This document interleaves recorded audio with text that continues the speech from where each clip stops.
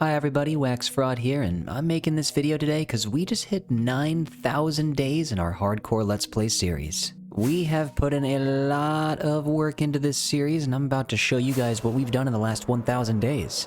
The sun is setting though, I should probably sleep. Nothing like a good nap at the end of the day.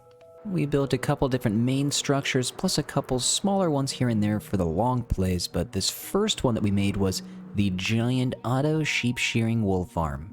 On the top level, you get every single color sheep in their own color environment.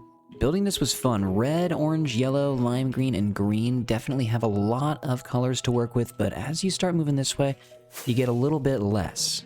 I do feel like we need a little bit more magenta and a little bit more purple in the game. Looks like the Enderman's been having fun redecorating down here, and no way. Is it really raining? It is raining. It is always raining. All I'm trying to do is show you guys some of my builds, and it actually just won't stop raining in this world. It's nuts. I'm gonna put on the hot boots real quick. I'm going to the nether because I have a couple other builds to show you. Let's drink up on the potion of fire resistance real fast. I gotta get outside, and I already hear a ghast. While I'm in here though, I might as well show you the nether hub. This thing is huge. It's a giant space ring, a giant space donut floating above the lava. The nether highway was extremely fun to build. The warped wood, the acacia, and the crimson all look so good together. There's a ghast here somewhere. I'm risking the build. I just gotta get up and away. Do not want any ghast shooting any fireballs at the glass. But here is the nether hub. This thing is enormous. Took us a long time to build, and then the nether highway on top of that. It was like a 2-month project. But I appreciate you guys for watching during those streams. We killed about 1,000 ghast in the making of this. And I would do it all over again. So that's the auto sheep shearing wool farm, the nether highway, and the nether hub. The last thing I gotta show you is the Sniffer sanctuary. This thing is amazing. We have so many sniffers. Our pitcher pod and our torchflower seed collection is getting out of hand. I'll show you guys real quick the storage. We have so many torchflower seeds, even more pitcher pods, and we are collecting more as we speak. This is crazy. Might as well take a couple and throw them in here. We gotta throw them to the side. To say the least, this place is very, very efficient. I'll pop up here real quick and just show you real fast. This farm was just 2 barns identical next to each other, and it houses a lot of sniffers, and it'll house a lot more. Before I start showing you guys the build process for the last 1,000 days, I feel like I need to get that advancement, and I've had one that I've been trying to get for a while. Whatever floats your goat is an advancement where I just need to get a goat in this boat, and I need to hop in the boat as well. Pretty sure we have a goat on the top of this mountain, and we do. Let's hop right over here. What's going on, dude? How about you just hop right in there, and I hop in here too? And that's exactly what I'm talking about. Whatever floats your goat. What an advancement. It's so silly. I love this. And I could just take this guy back home with me. We do need to make a goat sanctuary. Maybe that could happen over the next 1,000 days. And that does remind me, in 1,000 days, we will be at 10,000. But for right now, we are celebrating 9,000 days. Thank you so much for watching. I do appreciate you. The world download is available as usual. Make sure to join the Discord if you are a Twitch subscriber, YouTube member, or Patreon supporter. All of the world download links are available in there, and feel free to check them out. Also, join the Wax SMP if you want. Again, thank you so much for all the support. I really appreciate you. Without further ado, let's get right into the video. Hi everybody, WaxFraud here, and welcome to episode 30 of the Hardcore Minecraft Let's Play series. This world has grown quite a bit over the last few episodes, and we are in the giant Nautilus sanctuary that we built in the last episode right now. I'm gonna head down here real quick. I'm trying to breed a couple more of these guys so we can get some more Nautilus in here in the first place. We're just trying to make a bunch of baby Nautilus so that we can get more and more people named after these guys in the streams. And speaking of the streams, I was just live and we just came back from an adventure where we got a bunch of Nautilus armor. This is absolutely insane. I'm about to dress all these guys up and turn one of these diamond Nautilus armor into netherite armor. The thief who stole my gold in the last episode no longer has an effect on my life because I have more gold. That was insane though. I can't believe that Nautilus stole my gold. Slap some copper on this guy right here. What about over here? More copper. While we were on the adventure, we did find a zombie Nautilus. I haven't found the coral zombie Nautilus yet, but this guy right here is amazing. Look at him.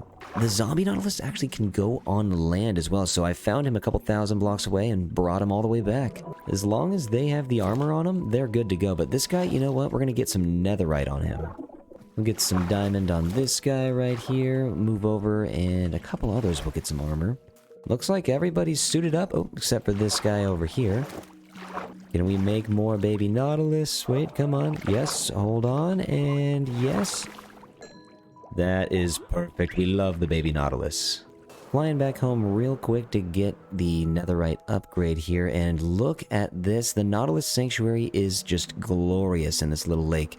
We are going to have to cover this land up with some paths. It's about time we start getting this part of the world connected with the old part of the world. It's kind of crazy that we can call this the old part of the world now. This town that we've been building is almost 2 years old. I'm glad we were able to get another castle in before the 8,000 day milestone. Just want to take a moment though to thank you guys for watching for the last 8,000 days. I appreciate all the support on this series. These videos are real fun to make, and I appreciate everybody that watches them. Let's go to the smithing table real quick and get some use out of this block. Boom, netherite Nautilus armor has been created. And by the way, what we're doing on today's episode is going to be something that I try to do in every series, and I should have already done it, and that is the auto sheep shearing wool farm, and we're going to place it somewhere right in this plains biome. I have to do a little bit of landscaping, but it shouldn't take too long. Where's the zombie Nautilus? Looks like he's right here. Perfect. Slap the netherite on you. Looking good. Almost forgot to name this guy. We came up with a name on stream, and his name will forever just be Ned. Oh, I never noticed how blue his eyes are. Ned, you got beautiful blue eyes. But anytime we're going on an ocean adventure, we can take Ned with us now, and we can zoot as fast as we want. Let's get him to hang out with some other Nautilus. Look at all these guys. Nautilus are one of my new favorite mobs in the game. Is there a wandering trader on the roof? There is. But I love the Nautilus, and I'm going to keep coming back here frequently to make more. We made a huge space for them in here, so there is plenty of room for more. But where did this guy run off to? The wandering trader? Did he just run off the roof? Oh no, he's down here. He did run off the roof. What are you doing? Your llama's down there and up there, and you're... What, oh, and now I'm down here. Alright, Wax, let's get it together. No more of that. What do we got going on with these trades? Some lily pads? That'd be nice. I'll take the lily of the valley and the lily pads. You know, I'll take the coral too. Thank you. You know how it is, guys. No witnesses to the trades. I was using the spear the entire last episode. I love this thing. Definitely the most fun new way to kill mobs. Now we can even plant a couple of these lily pads over here to add a couple smaller stepping stones. Alright, well the auto sheep shearing wool farm isn't gonna build itself, so we might as well get to it. I'm hoping while we build in this plains biome that a zombie horse spawns. I want to collect one of those because I want to build a horse stable soon. And I mean a big horse stable with all of the horse variants, including that new zombie horse. So hopefully we can end up with a couple of them by the end of the next episode. Flying around in this area, I am reminded that we had that thief that took my gold in the last episode, and he just disappeared. I've been coming back here every once in a while, turning hitboxes on and just seeing if he'll come back swimming somewhere around here.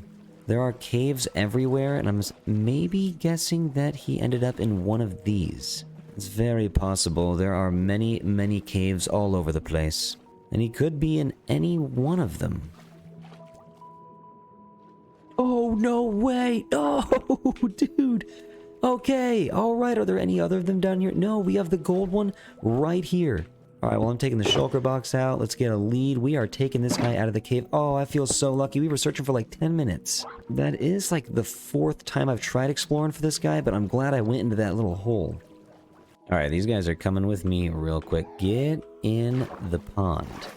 Drop on down, and they're good. Okay, so you know what? Right away, let's get some baby Nautilus in here. Now that is what we like to see. It would be cool if we could breed these zombie Nautilus so Ned could make more of them. Okay, that's enough distractions. We're gonna have to start building, and in order to build, we're gonna have to bring over a numerous amount of sheep. We need all 16 colors, and I'm gonna have to go back here to get some hay. All back at my starter house, and I left my shulker box here. I seem to leave shulker boxes everywhere. I could get some sheep from the barn, but you know, there's already sheep in this field probably. It is a plains biome, so I shouldn't have to travel too far. Yeah, we got one right here, and oh, there's plenty over here. We can make a bunch. I'm gonna head to the auto sorting system real quick to get some building materials, mainly a fence.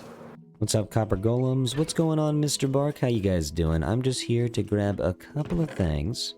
You guys, I just can't wait to get this built. If you remember from the last couple of series, I built a giant rainbow wool mountain, and I plan on doing that again in the desert biome. And it has to be in the desert biome because there are no thunderstorms there. I could end up doing it in the savannah as well, but I usually just do it in the desert. Let's set up a huge perimeter for these sheep. It's so easy to entice the sheep with this delicious wheat right here. It's good, isn't it? You guys will be the start of the sheep civilization over here. This is going to be an amazing wool farm. Oh, I didn't mean to leave the light gray sheep out. Come on over here, buddy. And we got another sheep too, I guess. Let's go on in, the more the merrier. While we're waiting on more sheep to be able to be bred, I feel like we should start working on the underground portion, which means digging a giant hole. The sheep are almost in the center of the build right now, so I'm going to leave them here, but just dig right under them.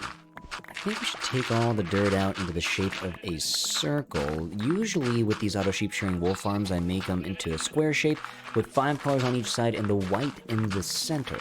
But I think we could build this one a little larger and a little different than we have in the past.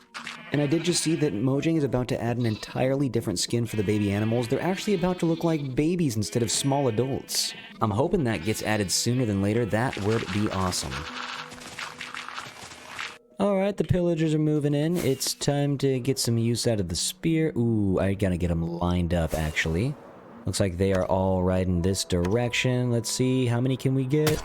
I think we got 2 of them. I'm gonna wait for the captain for last. Get out of here. And you, captain, take that. And take that. Whoa, you hit the horse? Alright, you're just getting an axe, dude. You're just getting an axe. Are you okay, buddy? Sorry about that. I feel like I'm the reason that happened.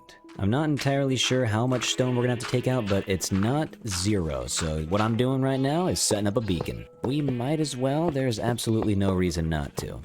It's time to really kick it into gear, get some of this stone out of the way. Let's get some haste real fast. Wait, there we go. That was weird. It gave me a little bit of a stop sign right there. Maybe I'm just moving a little bit too quickly.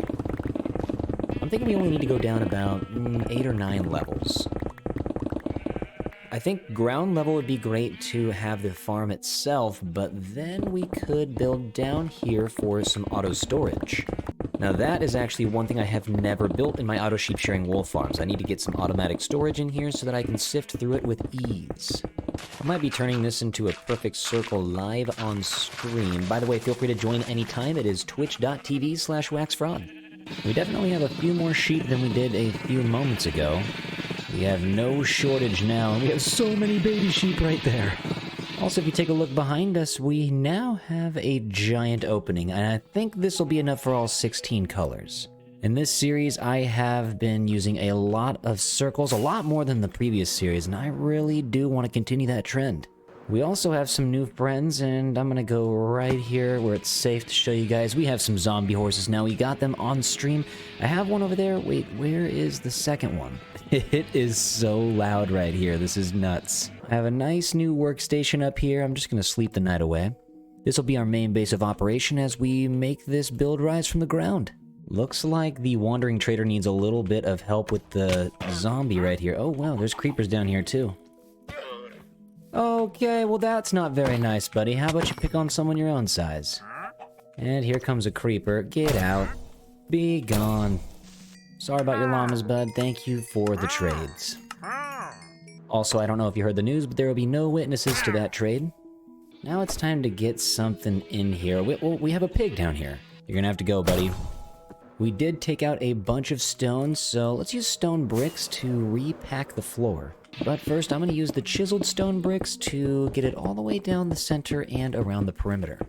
Wait, never mind. Let's take this out. This will just be a wall, so no need to waste the chiseled bricks on it. This part's going to be pretty much all under the build, so we can hide it, and we don't need to decorate too much. I'm going to use mainly stone bricks for the wall. We'll bring this up all the way around the side, and this is going to be a long project down here. Once all the stone brick is in, we just need to figure out how to get this thing into 16 different sections. So we're going to move down the build diagonally, and then splitting this up into 4, we're going to have to get one over here and one over here. This guy looks so cool. The copper armor on the green skin of the horse, it's just amazing. Can't wait to keep on collecting more of these. Now all we gotta do is get the skeleton horse. Hopefully one day during a thunderstorm we can get those to pop up. Counting into the middle right here, it looks like we would go there. Then we can just wind this guy over using 2 blocks each. Sometimes we may have to use 3 moving up into this section. We gotta get it lit up down here or else creepers will most definitely start spawning. Anytime we get near the center up there, it's just sound overload. Those sheep are going crazy. Back away, Spidey. Get out of here. You too, baby zombie. Come on, this is not the place for you. Guy, hit me with some thorns.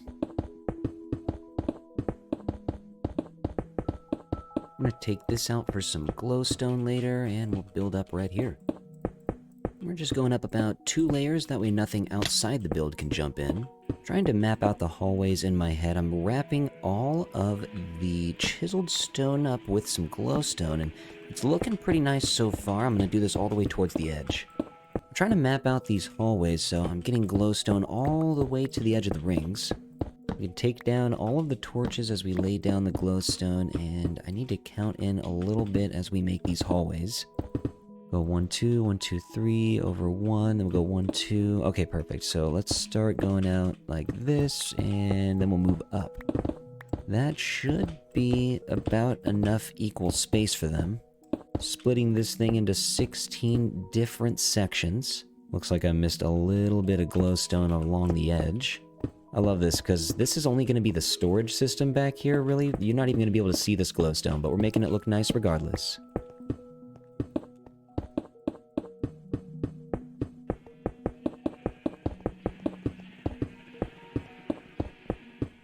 I turned the sheep down to like 10% volume because they were getting so incredibly loud, and I think we have enough of them. In fact, we might have too many. Let's get the rest of this glowstone. And of course it's raining. It is always raining.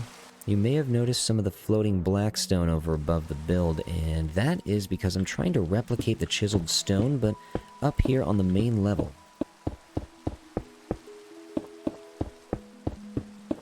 There's an Enderman just freaking out in the rain right now. I don't know if I looked at him or not. I'm gonna have to make sure to light everything up over here, otherwise I'm basically just making a mob farm right now. And I hear his... oh, yep, there he is right there. Get out of here.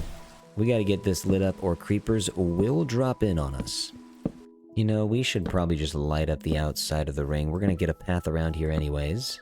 Always got some lingering creepers and lingering spiders. Get out of here. You're gonna have to be gone, sir. This should keep a couple of them away for now. I think it's time to start laying some of this grass in here real quick. These sheep are about to live luxuriously. I'm only gonna have about maybe 5 or 6 of them in each pen. I don't need too many to make a lot of wool. I'm gonna start making the cage for them. I want them to have decent lives in here, so let's give them at least like 7 blocks of height. The sheep are gonna be living in here forever, so might as well give them a little bit more room to breathe.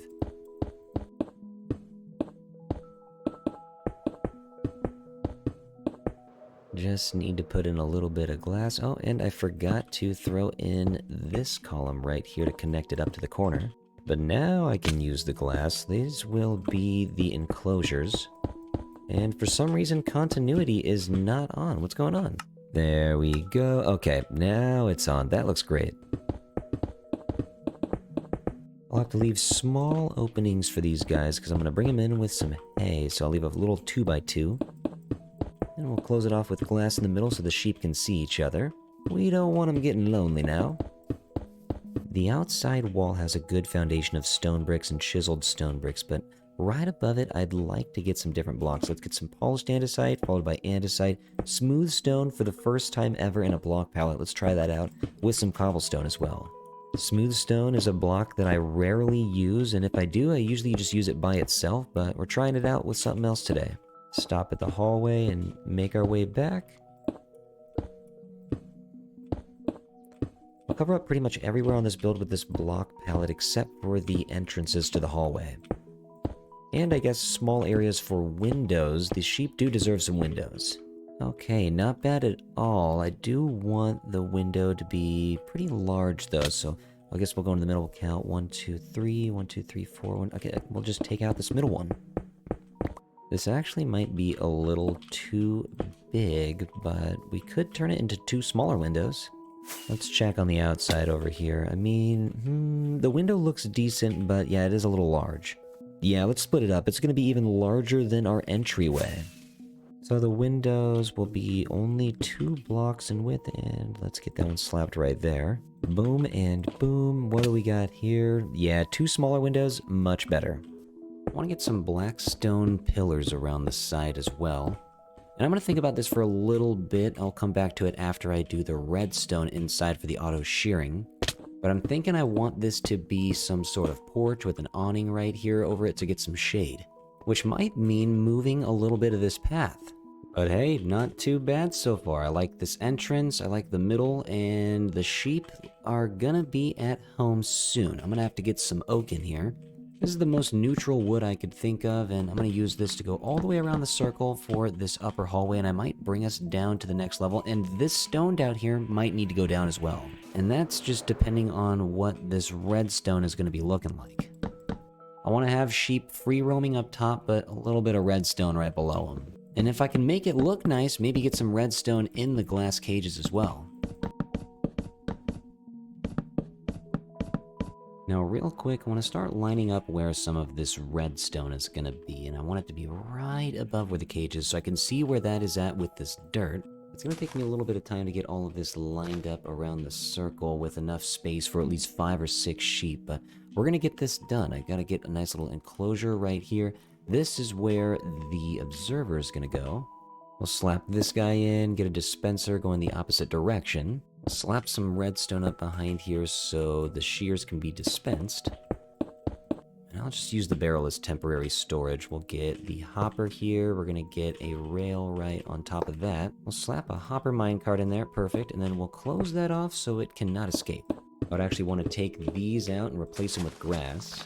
Now we just need to copy this on every side, close that off, and yeah, this is going to be a little bit of work. I might have to set them up in individual hallways going towards the center. What's 16 times 5? Is that 80? I think I'm gonna have to build 80 little stations. And it's not impossible, but man, that sounds daunting. Okay, I think I'm gonna have to stop right there. This whole area needs to drop down by about 30 blocks. I just put the white up there for right now. We'll get the colors in order going left to right later on. But I had to dig down all the way over here, so I mean, we gotta keep going. Which means taking out this entire floor and having to take out the glowstone, but I might leave it there and just replicate it down about 30 blocks.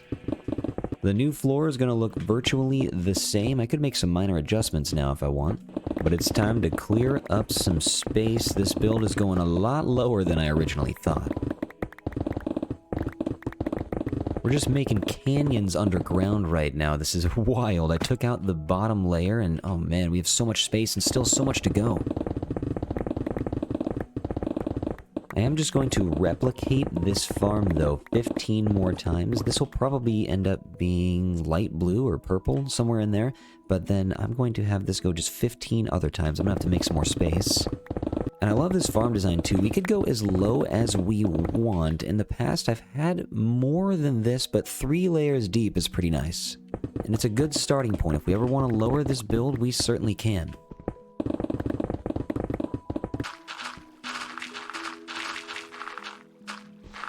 Can't wait to get back to working on the details of the outside, but we have a lot of digging to do. I'm starting a little bit more storage out here for all my stone.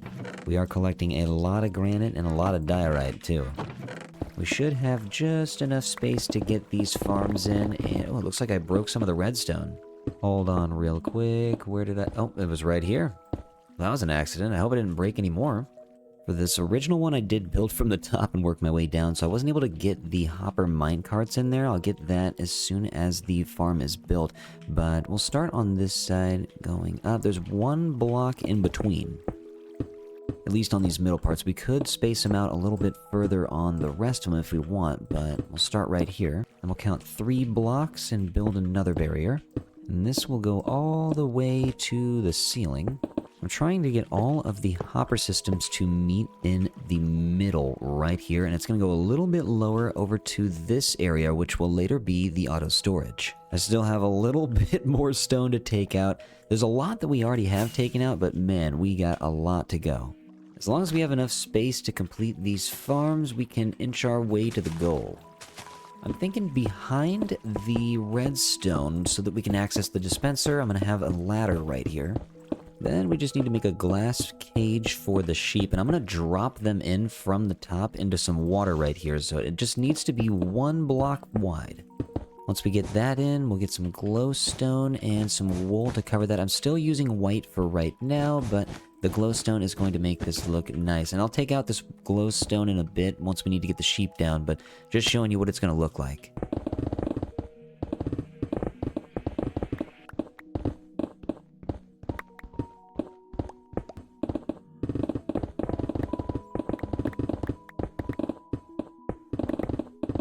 Need to cover the bottom of the dirt with stone so that we have a wall for the hopper minecart.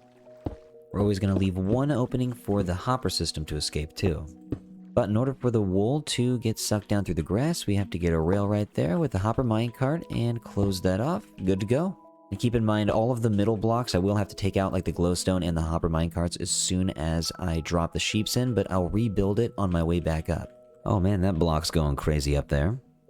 After this build, we should have plenty of materials to build a new stone castle.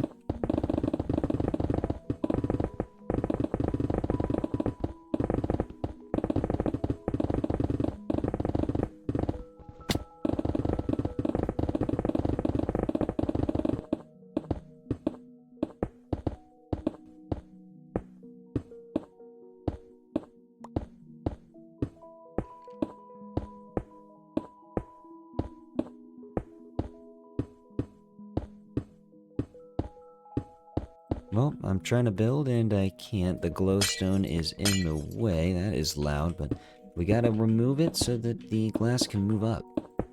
I don't even know what I was thinking. I can't believe I built this entire floor without thinking about how far these towers would go down. Oh man, I guess that's what happens when you don't do any creative planning. We've just been diving into these builds without any plans at all. Well, I am out of glass. Okay, so we'll have to go to the library. Gotta stop at home real quick. Oh, by the way, on the goal board, I forgot about this. Nautilus home, done. Auto sheep shearing wool farm, about to be done. You know what? I'm taking it off right now because we're about to complete it. But we still got the camel sanctuary, the sniffer sanctuary, the frog sanctuary. Got some horse stables and a blaze farm coming up, but I think the most important thing is that nether hub. But that custom river project, I keep putting it off. We need to get a little bit of landscaping done over here. Eventually the time will come for that project. Let's see, how many emeralds do you think we need? Let's grab like 3-4 stacks. Slide on down to the bottom floor. We have infinite glass awaiting behind the walls. Thank you very much, I appreciate that. Thank you for the glass.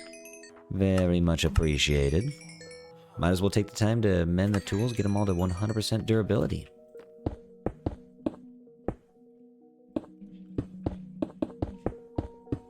Once you got the system down, it goes pretty quick. We're about halfway done already. Okay, so we're going to have red, orange, yellow, lime green, green, cyan, light blue, then blue and purple in the center. I want to start with red though right here, so let's get the hopper system all connected in the back, then we'll move the sheep in. This hopper system actually has to stretch past the middle because the red barely slips like 3 or 4 blocks past it.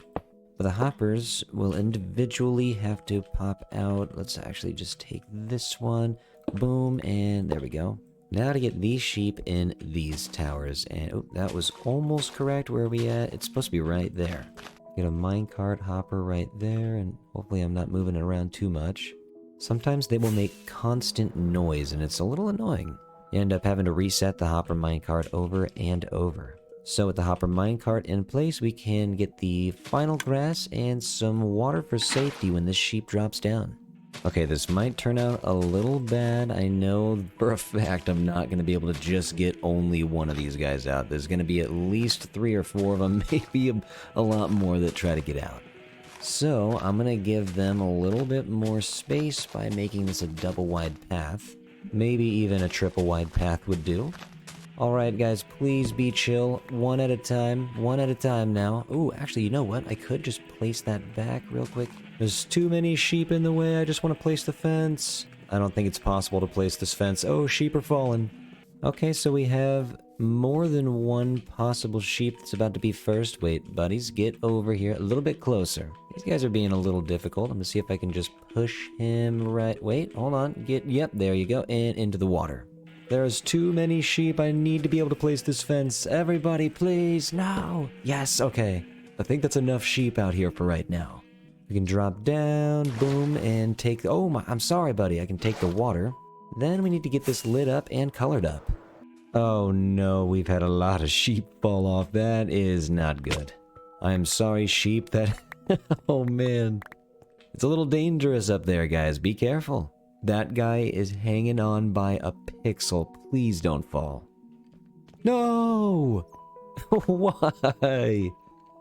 No! Stop it, guys! Stop that! Well, I'm glad we ended up closing that fence. A lot of these guys are just taking a leap. Be careful. That pixel that you're hanging on by is gonna break. So popping in for the lights, what we need to do is wrap the dispenser up with some of the red wool. We're going to get a glowstone in the middle and get that wrapped around as well. Then we're going to get some up top with another glowstone right there in the middle. And we will get that set up for all 3 of them in the tower. We could even get one on the side. We have enough room right here, why not? Ooh, that's looking luxurious. He's got a nice studio apartment. We are just chilling in the farm right now. Gotta get some shears in the dispenser, and then we gotta get some water down here. Then we can fly up. Let's see which one of your sheep wants to be light blue. There are phantoms out right now, but they are not getting us. Hold on. Oh my god, they're right here. I just gotta get one sheep right down in... There you go, and you're about to be light blue. Now we just need to cover that up with glowstone. We'll hop up 1 level so that we can hook that up to the hopper system. Then we'll continue this process. Oh my god. I just landed in the other farm somehow. Gotta hop down here. There we go. Let's get the grass. Let's get the dispenser. Perfect. Hey, mister, get down in there. Go down the hole. Get down in the hole. See ya. Gotta head behind the scenes here. We have all the colors pretty much hooked up. We just need to get some of the wool on the backside. I'm breaking the black stone wall to get back into the hopper system, and most of the wall over here is completely black stone, and the quartz is on the outside circle. But I just need to go through this real quick to find the right colors. Well, looks like we have some stray stone that made its way into the hopper system. What do you know? But I'm grabbing each of these wool types to load them up right here. This is where the twisting vine will go up, but I figured let's color code it.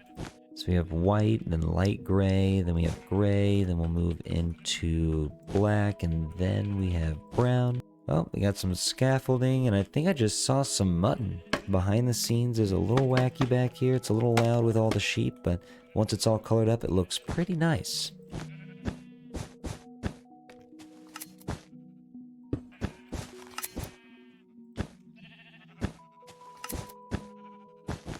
Alright, not too bad. We got the coloring done. Glowstones up to the ceiling. Let's drop back down. Looks like there's a couple of chiseled stone columns that I forgot.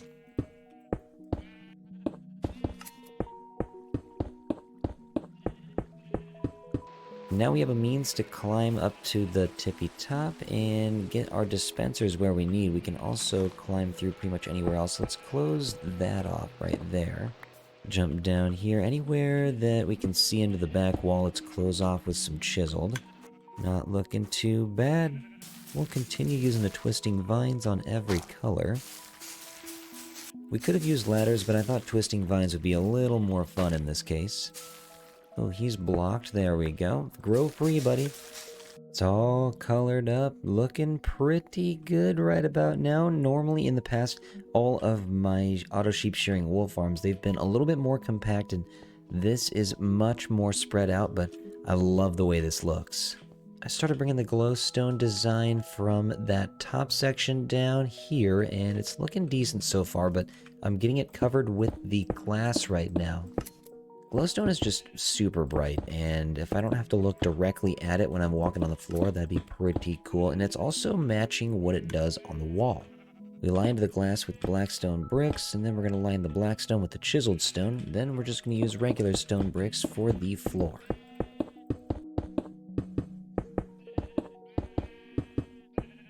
Anywhere you see grass, I'm going to cover up with the blackstone, and these should make the towers a little bit more complete.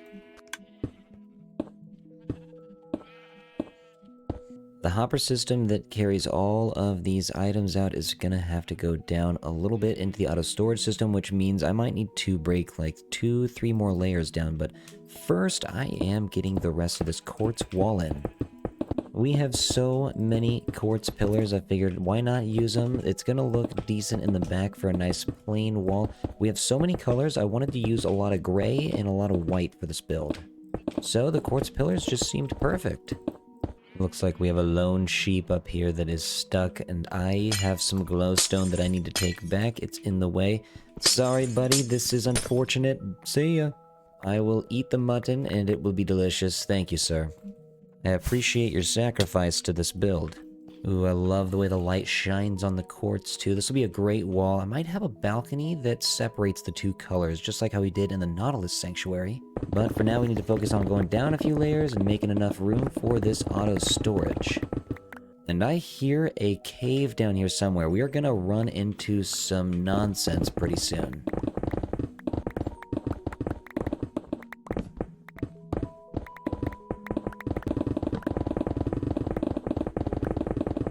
Ooh, here's an opening. I think we may have found a cave.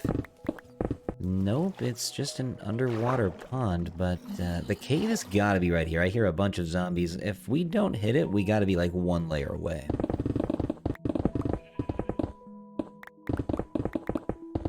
I think I may have found the beginning of one of the caves here. I'm lighting this up just in case anything decides to pop out. I currently have everything I need to set up an auto storage system, and I think we just need to get it lined up perfectly in the center. I need 16 blocks, which means just 8 on each side from the middle. Breaking through to the hopper system again. Let's go this way. Actually, we could just continue it on straight for a little bit, so let's break through here. We want it to end up over here, and it has to go up 5 blocks from where I'm at right now.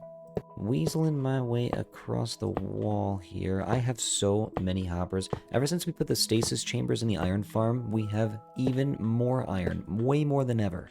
We got a long line of hoppers going out here. So this is where the auto storage system will reach, and we'll have to get a lot more chests. Way more than this if we want to make a rainbow mountain. And I don't know if I can stress this enough. The ultimate goal from this build is to get enough wool to make that rainbow mountain again. Seems like I may need to bring the floor down about 2 more layers in order to get this to work.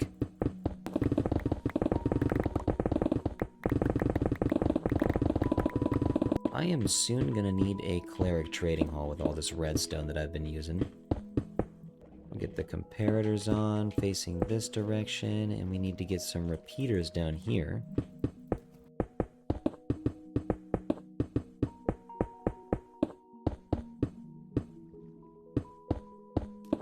I'm thinking we go just about 4, maybe 5 layers deep for the storage. Not bad so far. Maybe we have it stick out 1 more right down here. I like that a little bit more. And I am really trying to brighten this up, so I'm getting some glowstone underneath where the chests are going to be. Just a couple more redstone, couple more comparators, and we can fill these up with the pink buttons to make sure that nothing else gets sorted. These we can start to fill in with whatever item we want. I'm going to go down the rainbow. We have red, orange, then we have yellow. We'll go lime green, then we'll jump over to the next one and start with green. I've never had an auto sorter in my sheep shearing wool farm. This is nice. Also, you might notice the amphitheater that we built here. This was built on stream. Thanks for joining if you did. I didn't know exactly how to get down to the storage. I thought this looked pretty cool, and we'll get some walls that close in on the storage itself so it's not such a wide open circle at the end. I think the black stone slabs would help bring this all together.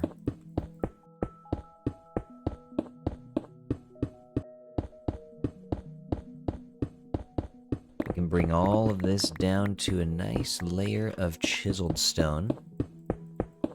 And that should just about do it. Boom, boom, boom, boom. And okay, I think we're good. I want some spruce columns to divide these 4 separate storage areas, but I need to get this up to this little spruce balcony that I made. I haven't really measured anything out yet, so yeah, it needs to come all the way out to this spruce column. This thing's only about 2 blocks wide right now. I can get it out about, 4 more blocks. Space these out real quick, but before we finish any of the columns on the sorter, let's unload everything from the hopper system onto the sorter, see if it works. Okay, so we can take that out, we can take this. Alright, this is the problem right here. Let's remove you. Boom, boom, boom. Let's just send them all here. This guy is backwards. Well, we are just wasting wool now. Okay, let's get this reset up here.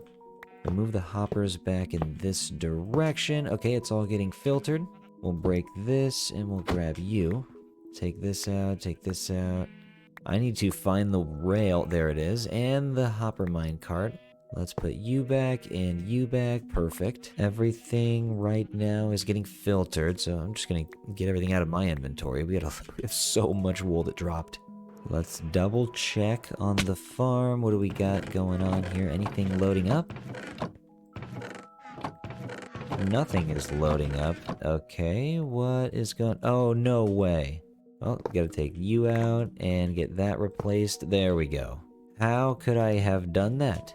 Now it should be loading up. Oh, yeah. All right, we have red, orange, yellow. You know what? We could start color coordinating this right now by getting at least 1 block of wool. I don't know, maybe right there? We'll let all of this sort while we stack up the spruce logs and build this balcony. It's always nice to see the redstone working when you're all finished. The wool farm looks pretty cool from here right now. All 16 towers, and we can lower it if we want to. That would mean lowering the storage as well, but it could be done if we need a little bit more, a little bit faster. But this is most definitely different than all of the other farms that I've built.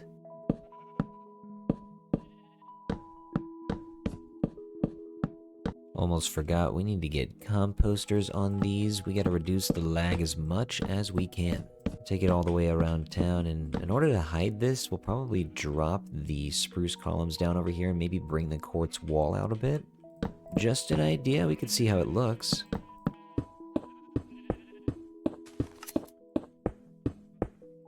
To keep it neutral, I'm getting the oak doors set up on the balcony. That's looking pretty nice.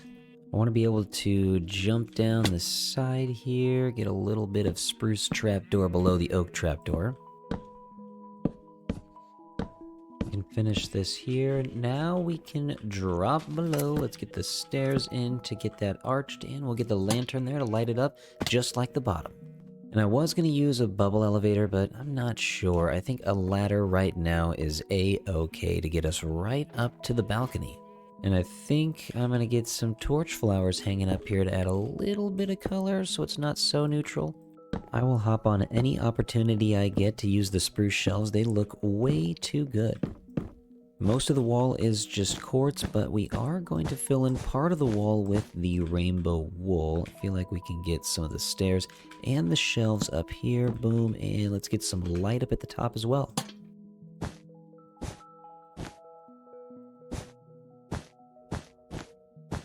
It's looking a little bit too bright with all this glowstone, and I'm thinking we have unlimited carpet now. We could cover it up. Trying to figure out how we would work with that, though. We could start with red down the middle and use the rainbow all the way to the side. I am loving this, though, right now. I love the arches at the top. I'm going to continue that all the way around it. I'm loving the rainbow on the wall. This is great, but I'm going to get some barrels down here for the carpet storage. And I don't know why, I'm just gonna take out these 4, get them replaced with some crafting tables so we can use them in a moment's notice. Let's see, we'll get these crafted real quick and get them stored, that way I can use them when I need them. Okay, so we're lining it up down the middle. We'll start with the red, we got the orange, move on to yellow, lime green, green, cyan, and so on. I am loving this already. If we get to the top, I mean, this is looking pretty good. Moving on to the pink. That completes all the colors. Should we add brown, black, and the grays? Yeah, let's do it. Alright, not too bad. And there's a sheep down there. He must be enjoying his life outside of the tubes. But I'm loving the carpet right here. It's a little less harsh on the eyeballs. I have a name for this young fella, and it is Francis. Hello, Francis. He will be the house sheep at this shearing farm.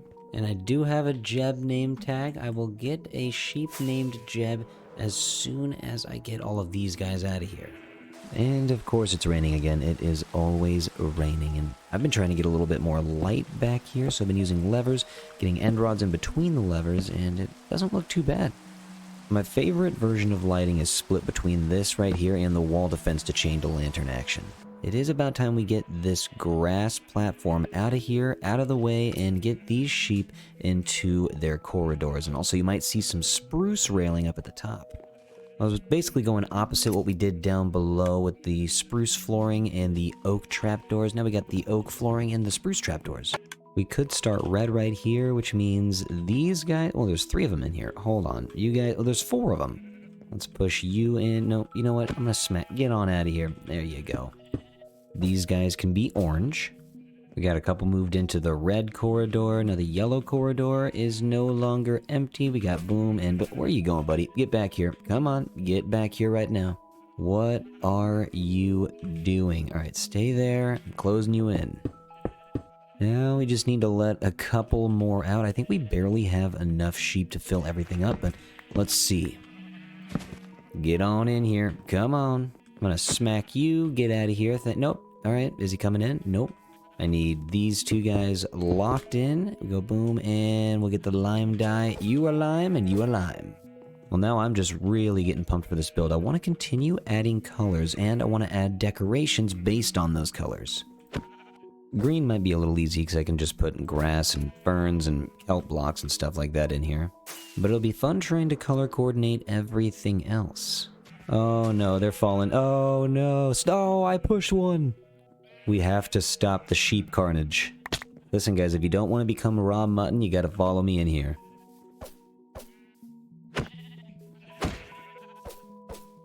Well, that guy's having a great time right now. He must have heard the good news. And that news was really good news. The last 2 to get in are a pair of gray sheep. Let's get you, and get you locked in. Now, every other sheep we have is extra, and I am sorry to do this, but most of you guys gotta go. Forgot I had a spear. We can do this, that. Can run down here like a menace. Sorry about this, guys. It's time to go. One of these guys will be Jeb, and I'm gonna have to create a little staircase for him. He can just chill down here and join Francis in all the fun.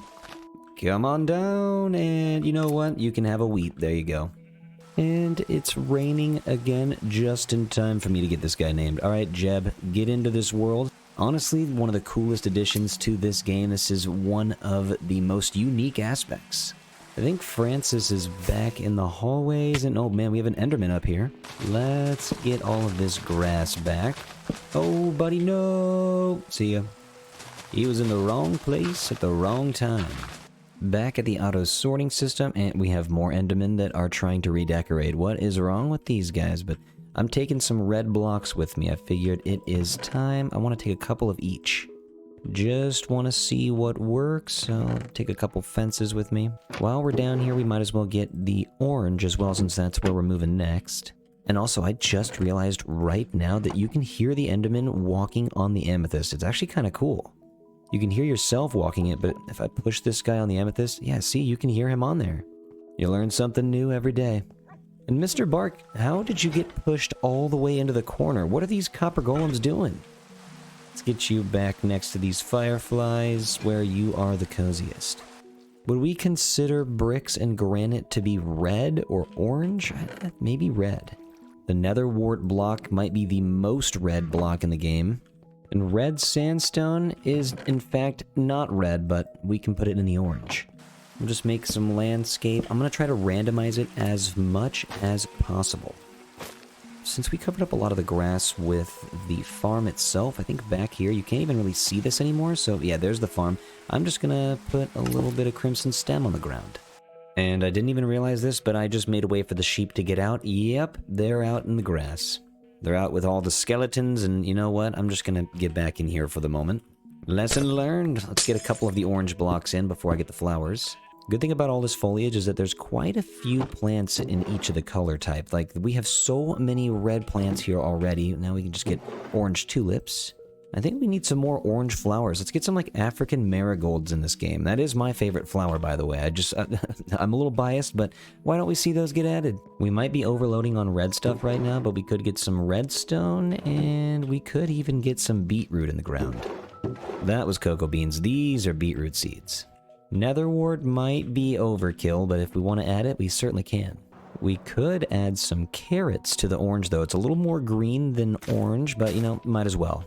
Just trying to add a little more variety to each of the sections, and you might see right now that I have been working on the outside a little bit, trying to get the front porch, and these red sheep are traveling far. But I've been working on this roof. I'm trying to work on bringing it into the stone a little bit better, but I like the slope kind of where it is right now. I might leave it, but just slowly working on this out here. But for now, taking my mind off that with a little bit of coloration. You know what we could do is add a couple of redstone torches in here. Just had a brain blast. We could use a little bit of the glazed terracotta in each of these little sections. We've been trading for a large amount, so we might as well start using them. This is how we bring in the ambiance. The red sheep gotta get back in their home. Come on, follow me, buddy. There you go. Perfect. Boom, boom. Now you guys can just live out your days, and it's raining again. Are you kidding me? Why is it always raining? Might as well take this time to start covering them up a little bit, get them free from that rain, and oh man, we have a lot of wool so far. Already we have stacks on stacks. There's almost a double chest in there filled up. The sound of placing wool is amazing. Okay, so we could get that lit up a little bit. You know, since we placed some of the glowstone on the back side all the way up against the edge of the build, we could place the glowstone on the inside this time. Let's see what that looks like, and most of it should be lit up, and okay, I think it's good. Nothing should be spawning in there with them. I can get some of the glowberries in the back corners of each of these, but with the candles, the glowstone on the floor in the back, and the glowstone up on the ceiling, we should be okay. Unfortunately, we don't have any purple flowers, so we're gonna have to work with what we got here. We have a lot of the purple, and we even have some chorus flower that we can add. Luckily, purple still has some cooler blocks under its belt, like the purple glazed terracotta and the crying obsidian. Slap some amethyst down here and there, get this place looking nice. I ended up getting a lot of different blocks set up in the gray wool area, the gray terracotta, the gray concrete powder. I ended up putting concrete powder in pretty much all of the corridors, but I had to use some extra blocks like observers and droppers. We had to get a little creative with cauldrons back here as well. I thought that this would look pretty nice, and I think an anvil right here would look pretty good too. Lots of strange items in some of these, like the light gray. We have iron everywhere. We even used the glazed terracotta, even though it has some cyan or light blue in it. The white one was pretty straightforward. How is that guy on top of that end rod? There's a couple things that I had missed. I'm hopping into the green right here. I just want to put some sea pickles right there.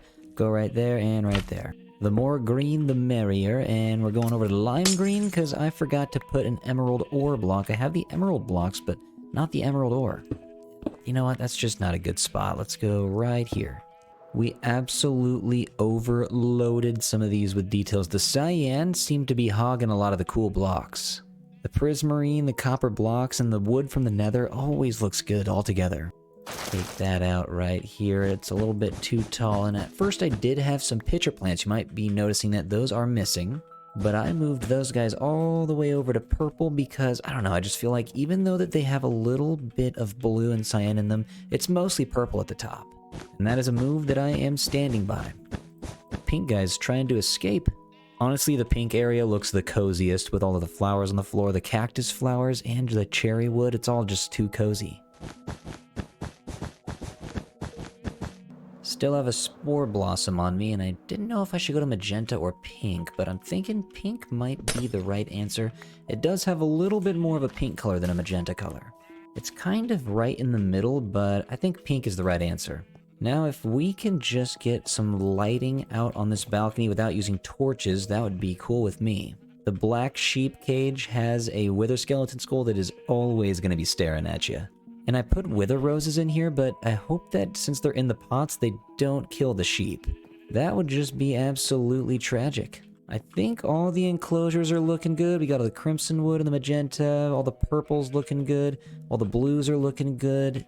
Cyan all the way to green. Oh, we were able to use the copper torches in here. Green is one of my favorites. Also, pink is one of my favorites. And then I think if I go all the way back over to yellow, this one looks pretty full. So does the orange and the red. Minecraft definitely has a lot of blocks that are warm colors. Definitely made it easier to find red, orange, and yellow blocks. I want to start getting some light in the hallway without using the torches right here. I want to be able to take these guys out freely, and the glowstone might be a little bit too high up there to make sure that stuff doesn't spawn in this hallway. I figured we could use this tuff and some cut sandstone slabs because both of these colors aren't really a part of this rainbow. I also didn't use any tuff or any cut sandstone slabs in really any of the enclosures. So I figured this might be an interesting move. Okay, I want to be able to reach a little taller. I don't have scaffolding with me, so let's use the slabbage. We'll go down with some tuff right here, and we're going to keep it consistent with the coloring in this build. And we're going to use some spruce going down into the chain, into the lantern. There's always more room for the wall defense to chain to lantern action. Now with these hanging right here, we should be able to take the torches out and feel pretty safe. I don't know if this is going to be overkill, but I kind of want to move down some of these hallways, get some right here, boom, boom, get some of that, and more lanterns. It might be overkill, but we could just cover it up with, oops. I was going to say we could just bring this down right there to there. Let's get some stairs, put right there, and everything's okay. Okay, I think we should be all good. Nowhere that we need torches. Now we just need to move to the outer porch here because it's only lit up via torches and the occasional end rod. I want to use the wall defense to chain to lantern action, but this time we'll use some polished blackstone walls. I'm not sure where those are going to go just quite yet, so for now I'm going to get the blackstone columns put in. Well, it looks like the Enderman has been doing some decorating out here. He has been just putting his hand on everything. It'd be cool if these Endermen kept their hands off my belongings. Before we get anything lit up, oh my god, you can see that sheep trying to stick his face through there. I don't want these guys escaping, so I'm gonna get some iron trap doors in. I can hear some zombies just following me around. Where are you? Get out of here. Oh, it is a wasteland out here. There are... Okay, you know what? We might just want to sleep. Sometimes you see too many mobs and you just gotta hit the hay. Before connecting the black stone pillars to each other, let's complete this roof. I think one more layer of spruce slabs will do. A couple of trapdoors on the roof never hurt nobody. I believe it's possible to get everything to stop spawning up here as well. If we want to take away the torches, we also could just put down some black stone buttons. Okay, first things first with this porch, I can see pretty much everything under here, and I don't want anything spawning like spiders, anything like that, so in front of every black stone pillar, I'm going to put a little bit of glowberry. We're not going to be able to see them, but at least we're going to know that they're here. We'll cover that up with some dark oak fence. I think that'll work well with the black stone and the oak planks. Get up here with some scaffolding real quick to get eye level. I would like to maybe just bring this to the side. Can bring this down here. We're gonna want to get some wall defense to chain to lantern action in the front, so we'll get this hanging down, get some light as we enter the building. Then let's see about decorating. Let's get some slabbage right there, and we'll get some stairs under the slabs. Since we're already using the lanterns on the outside, I figured we'll get some wall to fence to chain to end rod action on the inside of the porch. Let's see, I think above the entrance we can do a little bit more decoration. We'll get a slab right there. Stair in each corner, and we could boom, boom. Not too bad. Gotta make sure we hop down, get some stairs on each of these columns. I think we should just continue the dark oak fencing trend on this porch, so what we did on the bottom, we are bringing up to the top. There's way too much stuff. Is this a butcher? We have a butcher after us now.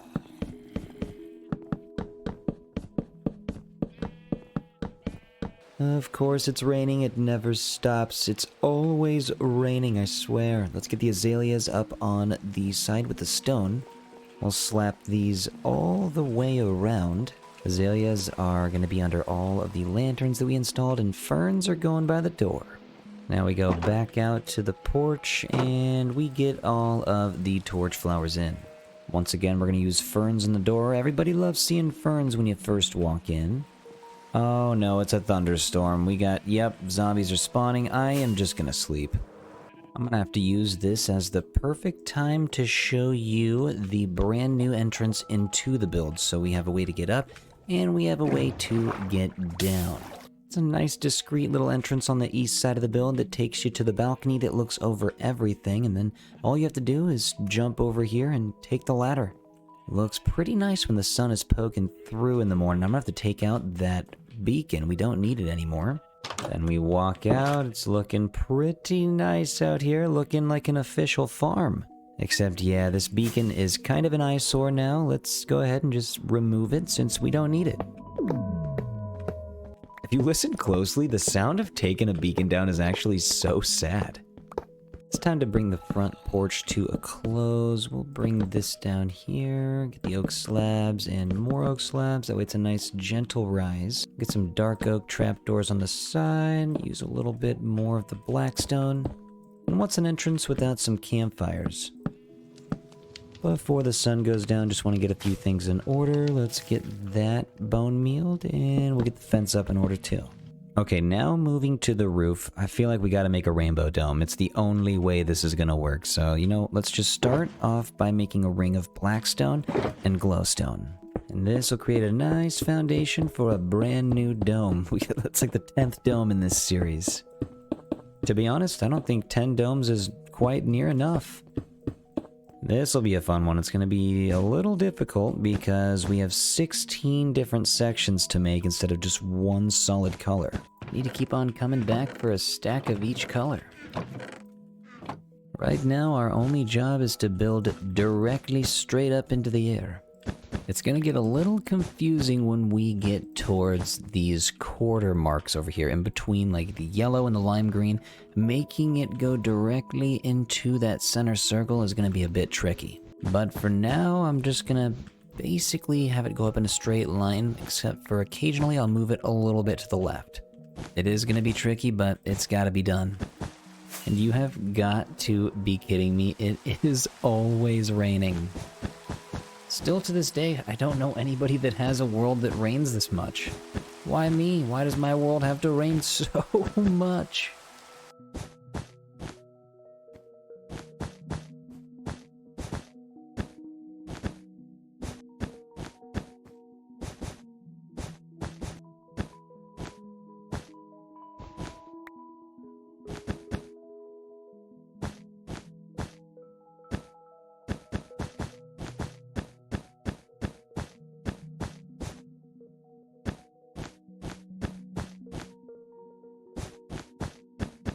We are getting so high up here. I think we're over 100 blocks in the sky right now.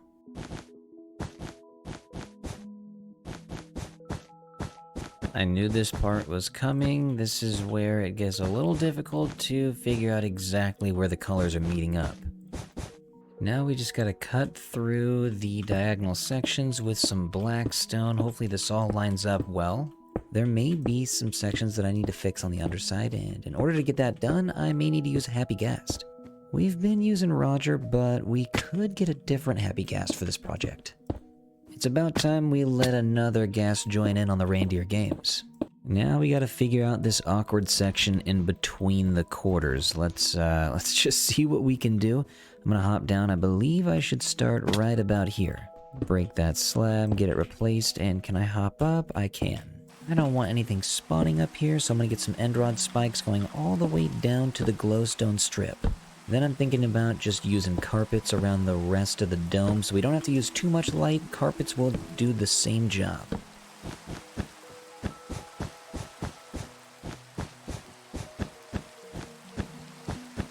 I'm hanging on to a bunch of extra wool right now, and I need to get rid of it. Luckily, I just built a new system to do that.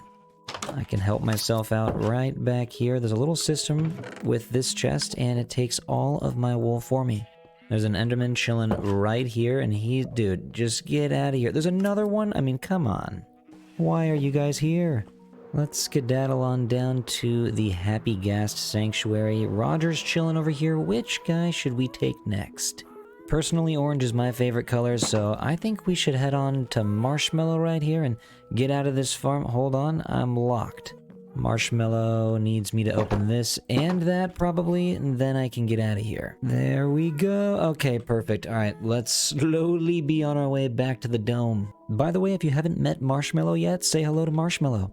Ooh, this is looking pretty sweet. Gotta love all these little domes everywhere. Perfect. Okay, so now that we are here, we gotta go right down the middle. We're gonna connect this black stone from that stone all the way up to the top center circle. We'll hook up the walls down to the floor, and every time it pokes out a little bit, we'll get some wall defense to chain to lantern action. Well, I guess now it's gonna be an end rod. But we're gonna do this all the way up, and this should help with the lighting down the side. Well, that is looking great. The sun poking through the tiny spot in the roof, and everything is lit up. You don't need to be able to squint to see any of the colors now. Marshmallow sure is enjoying his time in here. I think I would like to make this a little bit more yin-yang with the colors, make it a little bit more wavy, but a couple things that I noticed down here. Well, first things first, the Enderman, please stop decorating. A letter to all Endermen. Please stop. I'm gonna fly out to the copper factory real quick. I need a couple different items. And no way, we have so many oxidized trapdoors. I wonder how long these have been waiting to get taken down. Now we can set up some copper bars to oxidize too. For the light green section, I wanted to add some copper torches. I feel like those can fit in the light green as well as the green. We already have them in the green, but let's move them over to one more. And then I did not use any copper lanterns. So let's make 2 of these right now, and then copper bulbs. Let's grab 4 of the waxed. So for the corner on the balcony, I figured we could get it lit up and connected at the same time using the copper bulb. Then in the cyan enclosure, I could take out this torch, put in the copper lantern, and that's gonna oxidize. Close that off and move over to light green, and I think I had a torch over here. No, that's just from yellow. Well, let's put a copper lantern right there. I mean a copper torch. We got this whole place lit up. Let's get out of here and closed up. You may have noticed that we flattened out the rainbow wool above the corridors so that it kind of just has a nice even slope all the way up to the rainbow wool that creates the dome. And I did that so that when we're down on this balcony, we can see the rainbow dome at all times. Let's grab some wool real quick. It's time to fix the dome slightly. We have a couple areas that we need to fix. Starting with the orange right here, we could bring the red in and bring the orange towards the center. There's only one way to find out if this is gonna work, and that's just by changing all these one by one. Not too bad. That's the yin and yang effect I was talking about. I just wanted a little bit of curve with these colors. And I replicated that on every single side, so it looks the same everywhere. But this is awesome. I'm so glad to finally have this built here. It feels like the city is finally reaching this way. Soon we'll be able to connect these pathways up with new ones that'll lead to new builds. For the top though, real quick, I think I want to do something different. Let's get some glowstone, and we're gonna cap that off with some slabbage. We're gonna keep the spikes, but we're gonna move them up on top of the glowstone here. I figured this would be a nice touch to the top of the build. Oh, and one more thing to do with Marshmallow. Get back here, buddy. I forgot to decorate the ends of the black stone right here, so let's move down a little bit. We'll get some chains and some end rods. There we go. Okay, so now I just pretty much need to get Marshmallow back home. This guy is very helpful. Thank you for everything, sir, but it's time for you to get out of here. A ghast will interrupt you constantly when you're trying to record. It is insane. But hey, while we're leaving, let's turn around, look at the top. It's a nice little crown. I like that. That indeed is a nice touch. The sunset over the Happy Ghast Sanctuary right now is just absolutely mesmerizing. Still one of my favorite builds. I should come back here more often. Time to get Marshmallow parked back in the garage. Wait, I think I just need to get up a little bit. Oh, we're in. Now that's great. I can hop out here. Let's see if I can go down and close the gate. Right now, he could escape if he wanted to. But he's a good Happy Ghast, and he wouldn't do that. Ooh, this is looking awesome. The Pokeball effect went away, but now we can focus on a couple more minor details. Like this pot with a torch flower in it. And these azalea leaves that I didn't know I needed on the outside of the stone wall. These look great. Then I brought some materials to help me spruce the outside up a bit. I'm gonna get some mushroom lights here with some end rods. Those are absolutely classic. And another classic is the jack-o'-lantern with a sea pickle on top. Sprinkle in some hay bale stacks every once in a while. All of these items are key to making sure that nothing is gonna spawn outside of any of the builds.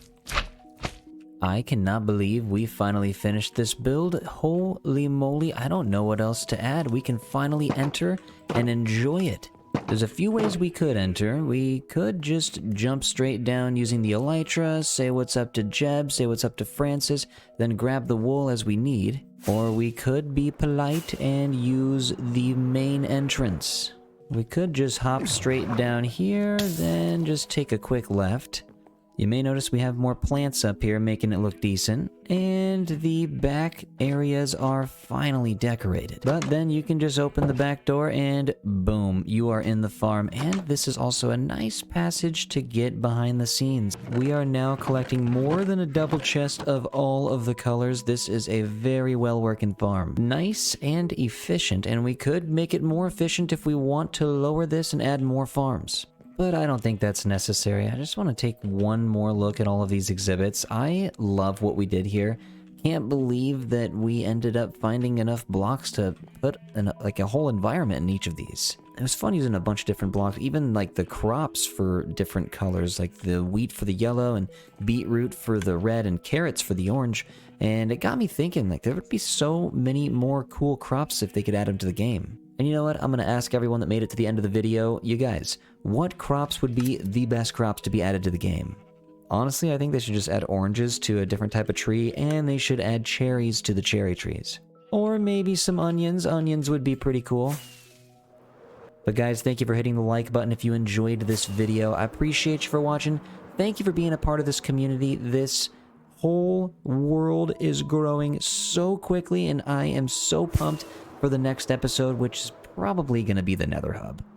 We are 8,000 days and counting, and we have 2 worlds that are colliding right here. This is just so fun. You guys remember to take care of yourselves, do something nice for somebody, and I'll see you on the next episode. Hi everybody, WaxFraud here, and welcome back to another episode of the Hardcore Minecraft Let's Play series. Today we're starting out in the auto sheep shearing wool farm that we built in the last episode. This thing is enormous. We have 3 layers deep of all 16 colors. We could go even deeper into the ground, but for now I'm just capping it at 3.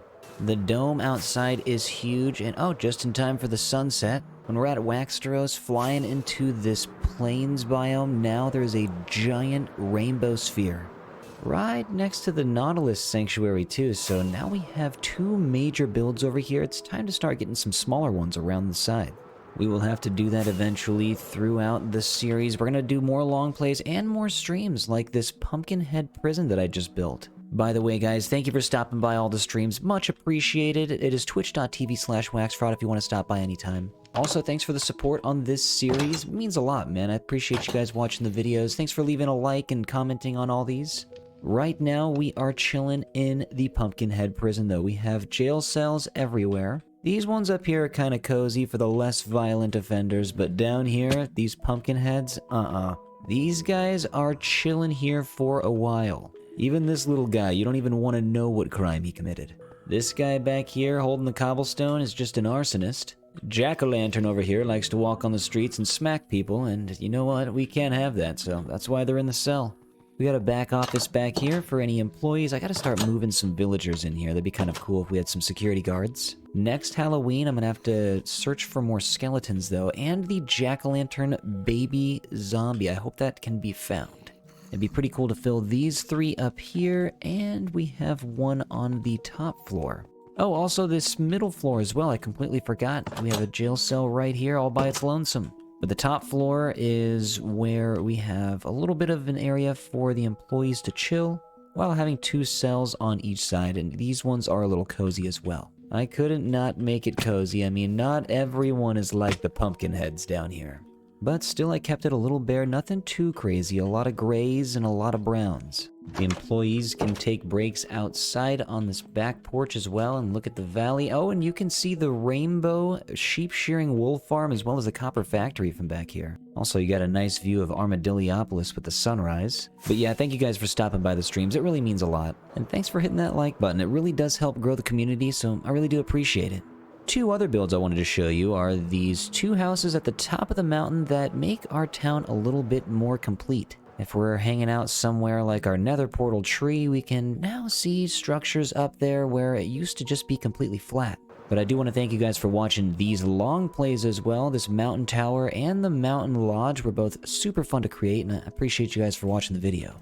This mountain lodge is kind of just a place for villagers to hang out, grab a drink, grab a snack. I don't have any villagers in here yet, but I hope to move them here soon.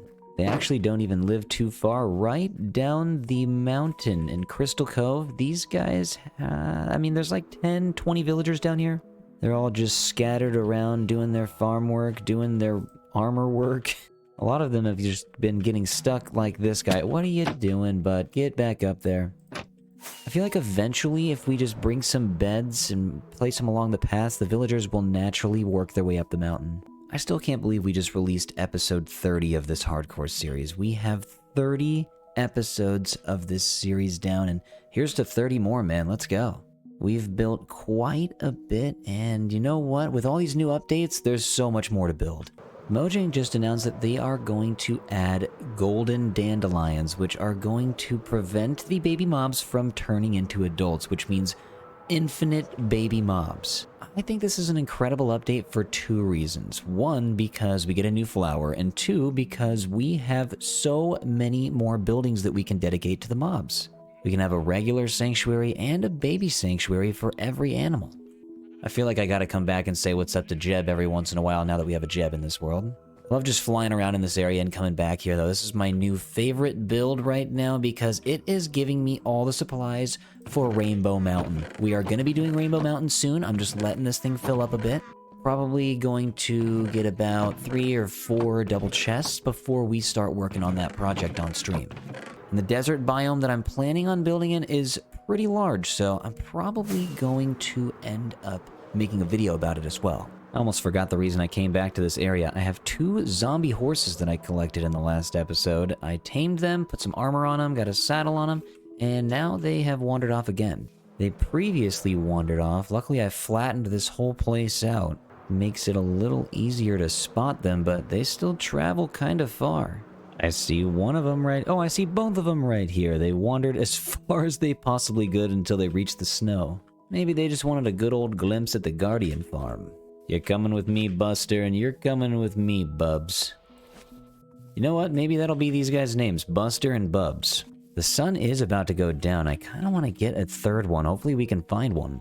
And we have passed so many horses on our walk back. There's another one up there. I feel like I need to make some stables pretty soon. I have basically all the horse variants in this plains biome right now. Here's what I'm gonna do. I'm just gonna tie you guys up right here. I'm gonna go get some name tags before the sun goes down, and then I'll come back. Maybe I'll find you a friend.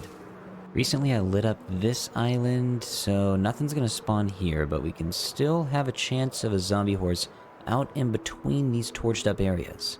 There's still plenty of room out here though. Plenty of mobs spawning. Oh man, that was close. Looks like they're more concentrated now in these areas since I gave less room to spawn, which is not good. But I'm gonna keep flying around until we get that zombie horse. Got a zombie villager. Not even that many zombies. A lot of spiders and creepers. I'm on my 2nd night of searching for a zombie horse, and my adventures brought me to the ocean because I had to crash down here. I saw this guy near the beach. I feel like I should just focus on... Oh man, this guy is turning quick. I gotta be able to just get him instead of the horse. Gotcha, buddy. I'm gonna tame this guy. We got a drown right there. Get away, dude. Back up. Everybody needs to just back away. This guy's gonna have to come with me a little bit closer to the other two. Did I just waste a whole Minecraft day waiting for the sun to go down so I could get this guy back on land? Yes, I did.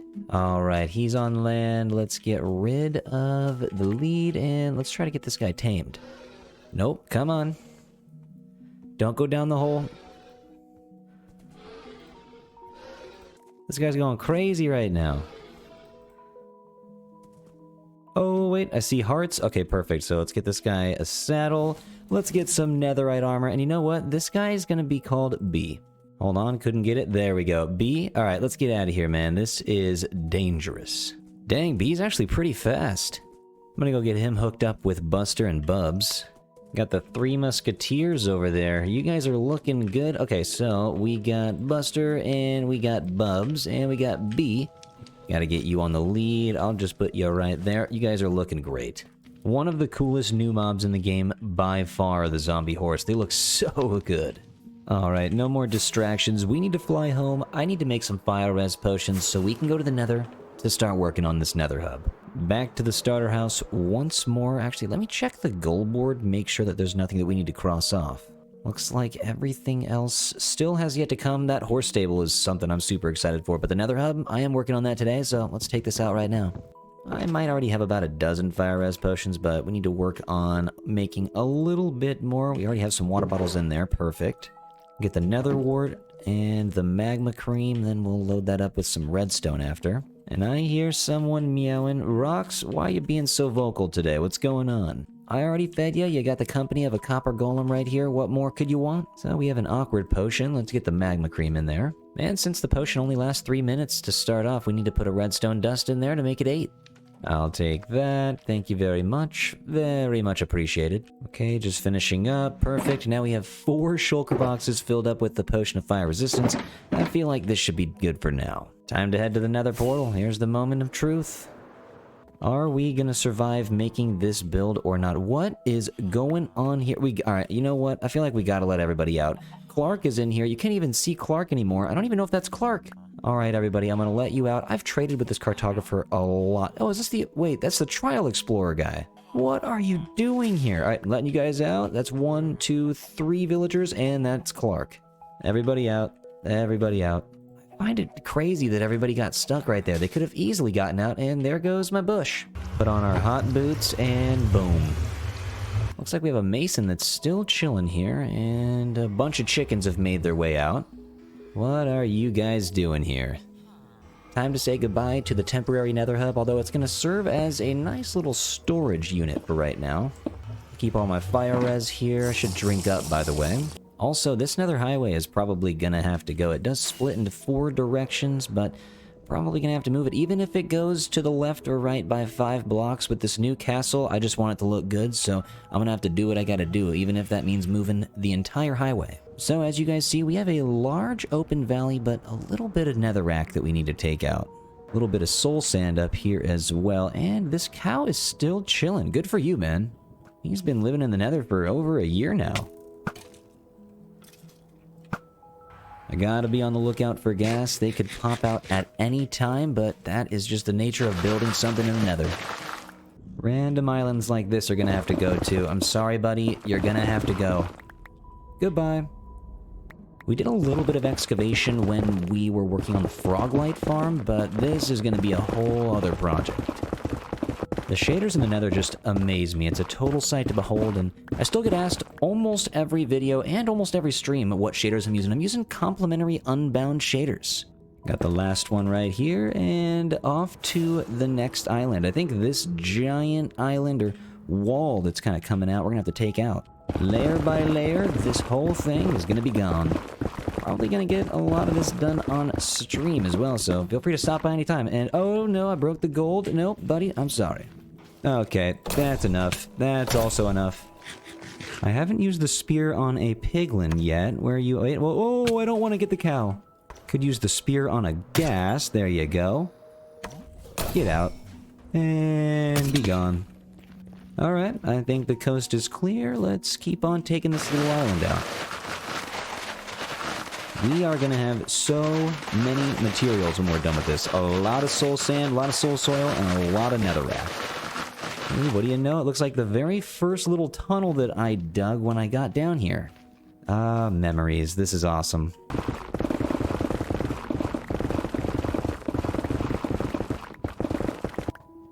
Got a lot of skeletons trying to mess with us. Please stop. Oh, he's gone. Why did he do that? Need to get more fire res. I completely ran out. We have been using quite a bit. We have a lot of materials so far. We've taken out like 10, maybe 12 layers. Bunch of soul soil and soul sand too. I will say the amount of gas that you kill while you are taking out the nether layers in this area, my goodness, we almost have a stack of tears. Still looking for plenty of space over here. I think I'm gonna have to... Yeah, this is just not even close. We took out 10 layers, still way more to go. Although we are approaching some of the more flat overhang and taking out a lot of this now.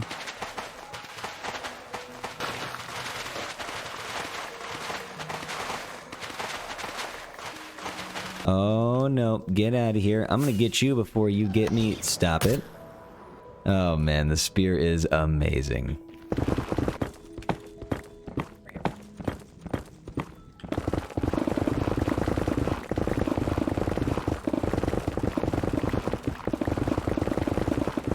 There's a skeleton following me right now. I'm gonna get him to shoot this zombified pigman and start a war. Instead of shooting me, he's gonna shoot this guy. Stop trying to shoot me, bud. You got bigger problems, see? You got yeeted. No way, we just found some more ancient debris. Okay. I actually don't see any piglins around me right now, so I can safely take any of the gold. I hear another ghast, but I don't see the other ghast. I guess we'll see him soon. Oh, there he is. Alright, you know what, bud? I'm coming down. I got a spear. My pickaxe is completely out of durability, so I'm gonna have to go back home and start mending soon. Same with my shovel. Pretty soon, I feel like we're gonna be obligated to make a build out of soul sand and soul soil. We have way too much. Hey, no attacking me. You saw it, guys. He attacked me first. Still not over how cool the spear is.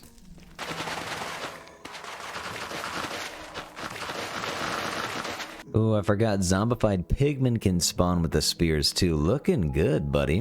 I'm gonna head back home real quick. I need to get everything mended. Might as well do it sooner rather than later. I have 2 pickaxes completely down to the bottom of the durability, and the shovel's almost there too. Also, we need some quartz, so we might as well go to the masonry while we're trying to get some XP back. And of course it's raining. It is always raining. I'm gonna steal your bed here, sir. Sorry about that. But let's pop in down to the bottom floor and let's get to trading. Her is right, my friends. Thank you for the quartz.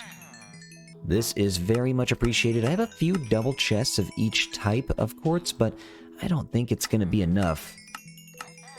These ghasts need to stop terrorizing me and my villager friends. I'm going to see if I can sneak out here real quick. Be gone, sir. Sorry, dude.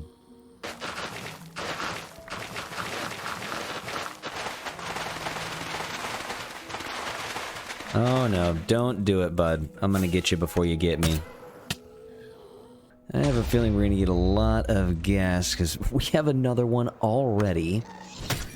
We're gonna have tears all over the place, and I was telling this skeleton not to shoot at the piglins, but he was doing it anyways. Now we have a battle between pig and bone. Oh god, alright, well, you know what? I'll get you with the pickaxe. We are currently breaking into the temporary nether highway, opening up the top floor. I spent a live stream going down about 30 levels over here, so we have plenty of space to make a build now. But I feel like I'm going to end up having to take out all of this netherrack over here too. I feel like I'm going to move this nether hub about 40 blocks that direction, and another ghast? I mean, come on.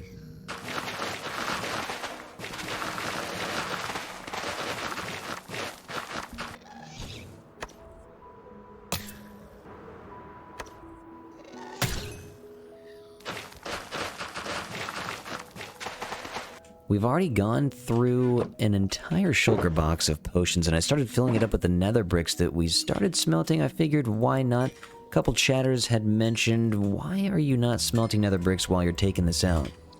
Also, almost 2.5 stacks of gas tiers. I mean, this is crazy. 4 ancient debris so far. I feel like we're going to end up getting more of those.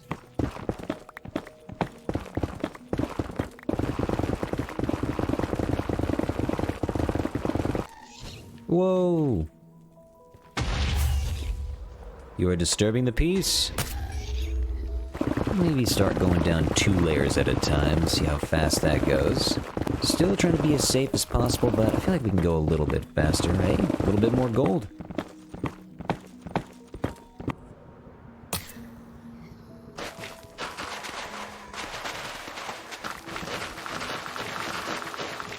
We've been breaking through to the backside of our nether highway right now.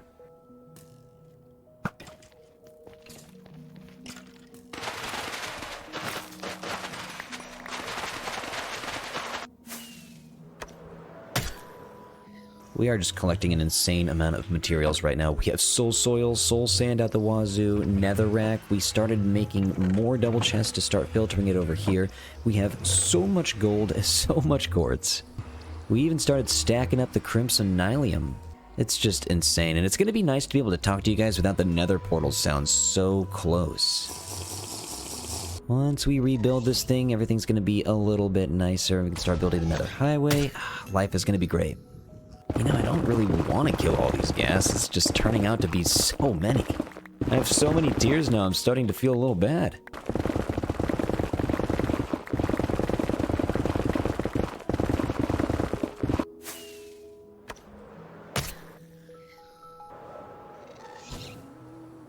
When are you guys gonna stop? I want to start taking down this little island right under the bridge, so might as well start with the part that I used to connect up there.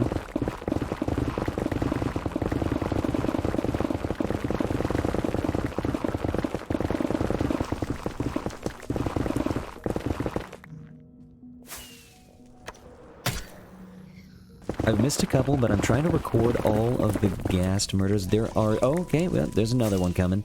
There are so many, this is absurd. I have never experienced this many ghast, and... Okay, he's just in the lava. Fire res ran out. Gotta drink up again. Gotta eat up again.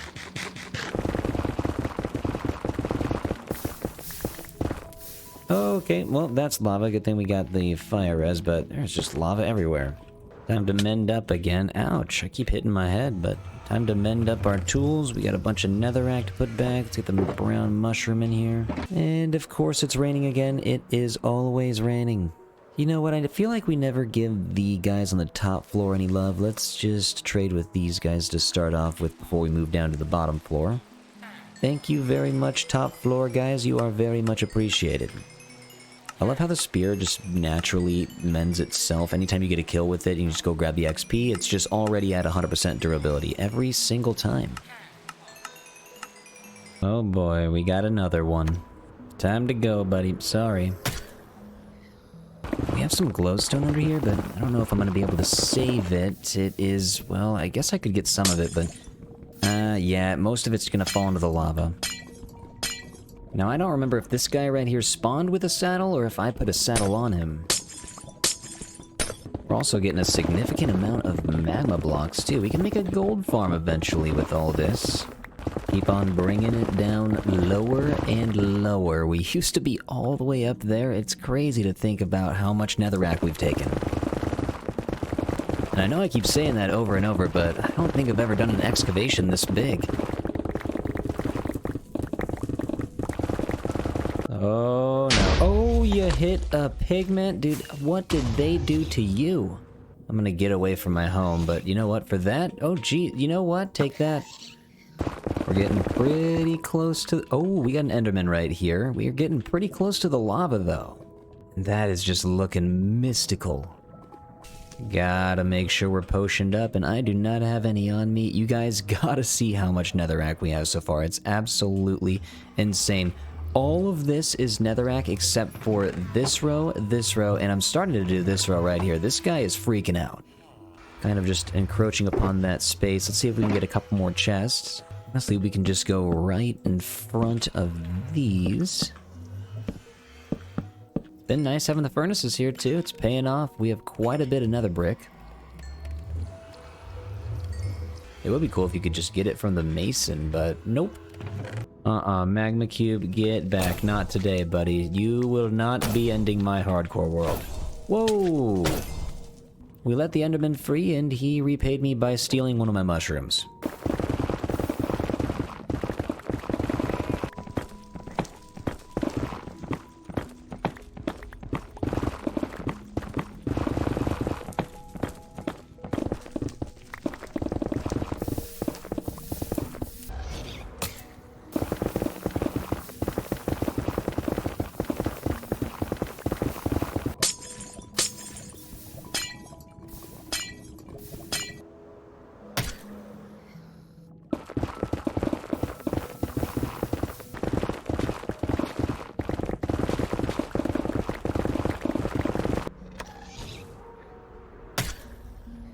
Our little nether hub actually looks pretty cool from down here.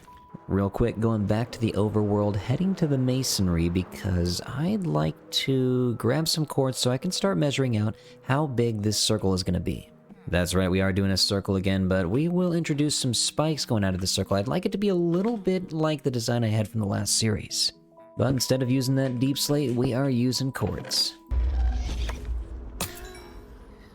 Let me get a little bit more out of the way before I start measuring out this circle. Anything inside the circle I don't necessarily have to take down to the lava, but everything outside of the circle I'm about to make will have to go down to the lava. I'm not kidding with you. I think I've just mined about 30,000 netherracks so far, and there's still a lot more to come. Coming out to the center of everything that I just kind of dug out, there is a little bit of room towards this direction, so maybe I should just use a little bit of netherrack, build a bridge about 10 blocks out, and then we can create our center. There's a ghast out there. Hopefully he doesn't interrupt anything. I think maybe right there. No, let's go down a little bit. I think maybe right here is a little bit more in the center. If it ends up not looking good, we can always move it. After long deliberation, oh no, I was gonna say I'm going right there, but the ghast is here to thwart my operation. You're going down, bub. Where you at? That wasn't very nice. Okay, so let's start from here and build our little circle. Actually, it's not gonna be a little circle. It will definitely be a massive circle. We got 2, then we got 1, then we got 2 right there, then we go 1 7 times.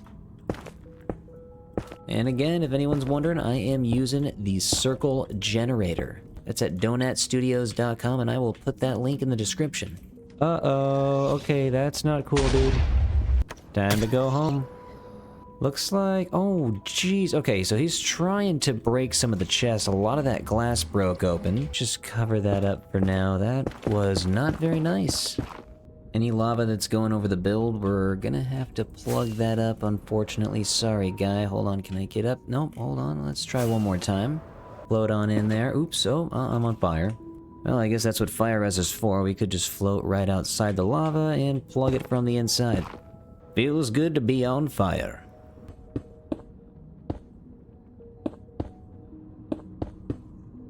Not today, buddy. Not today. Oh, also you, buddy. Not today. You know what, Skelly? You too. Not today. Hey, nope. Not today.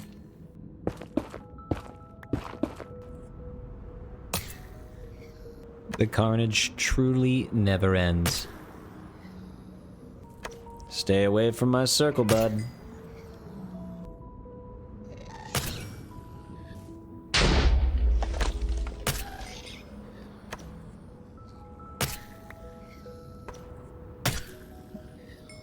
Alright, let's see. Does this circle look big enough? Okay, come on, dude. I'm trying to evaluate some stuff, and you are in the way of progress.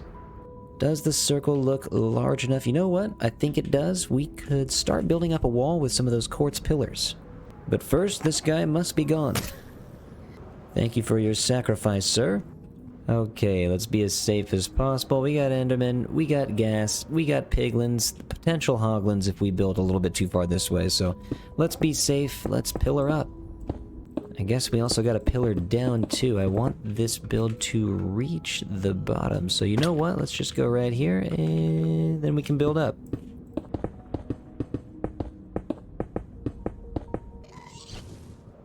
Not today, pal. That guy and this guy are just trying to disturb the building process. No more, sir.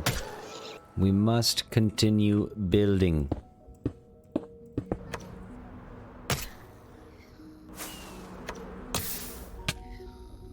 That guy got baked and he got sizzled.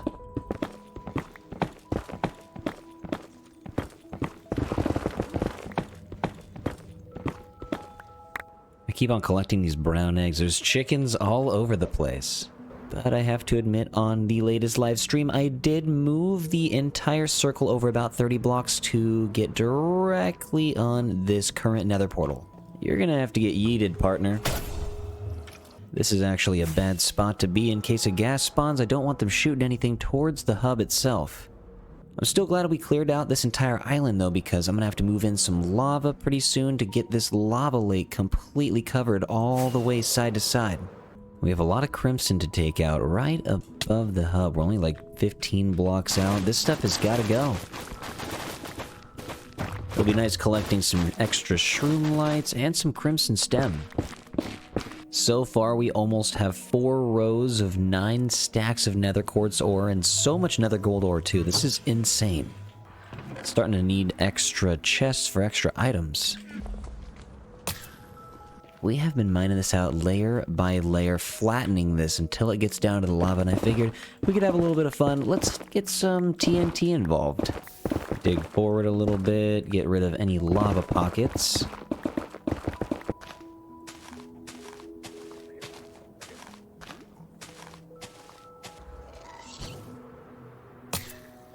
Okay, so we have a line going straight down here, and we have a bunch jammed up right there, and it pretty much goes all the way to the other side. Let's see how this turns out. I know it's going to end up breaking a little bit of the nether highway, but this is going to be fun. Oh, geez, wait, hold on. There we go. All right, let's fly up and get a bird's eye view. All right, it's exploding. Okay, it's going. Oh my god, you can't even see it. It's still going. You're deaf. Oh, geez, it popped out over here. Okay, all right.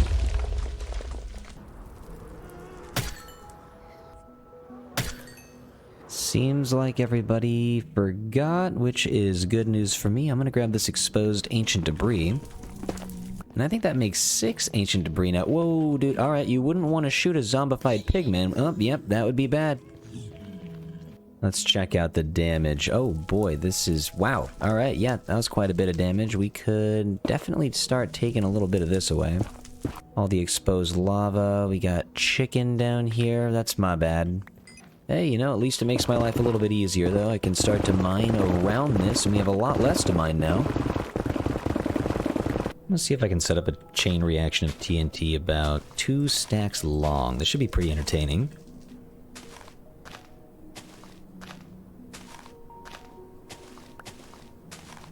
Alright, well, here goes nothing. I don't have my fire res, but let's be careful right up here and see if we can watch this go all the way around.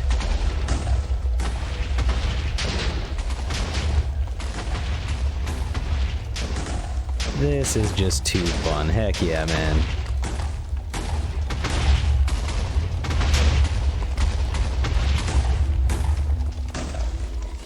Oh, okay, and here's a ghast. You interrupted the fun, buddy. I'm gonna interrupt your fun before you can interrupt mine. That was pretty cool, though. We opened up so much down here. All right, now we have a lot less to take out by hand. These guys are all trying to swarm after me. They're spawning and swarming. They don't even know what I did. There are too many ghasts. See you later, bud. Oh, jeez. Ow! And see... whoa, wait, hold on. See ya. If I fly away and come back, then hopefully all those pigmen forget what I did. Alright, I'm gonna light that. I'm gonna run, because I'm definitely gonna anger some of these zombified pigmen.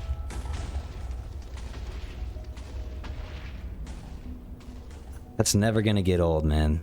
It's funny, all those guys down there are extremely angry. They're even going in the lava, but these guys up here, they're not that mad at all. Everyone should be like these guys.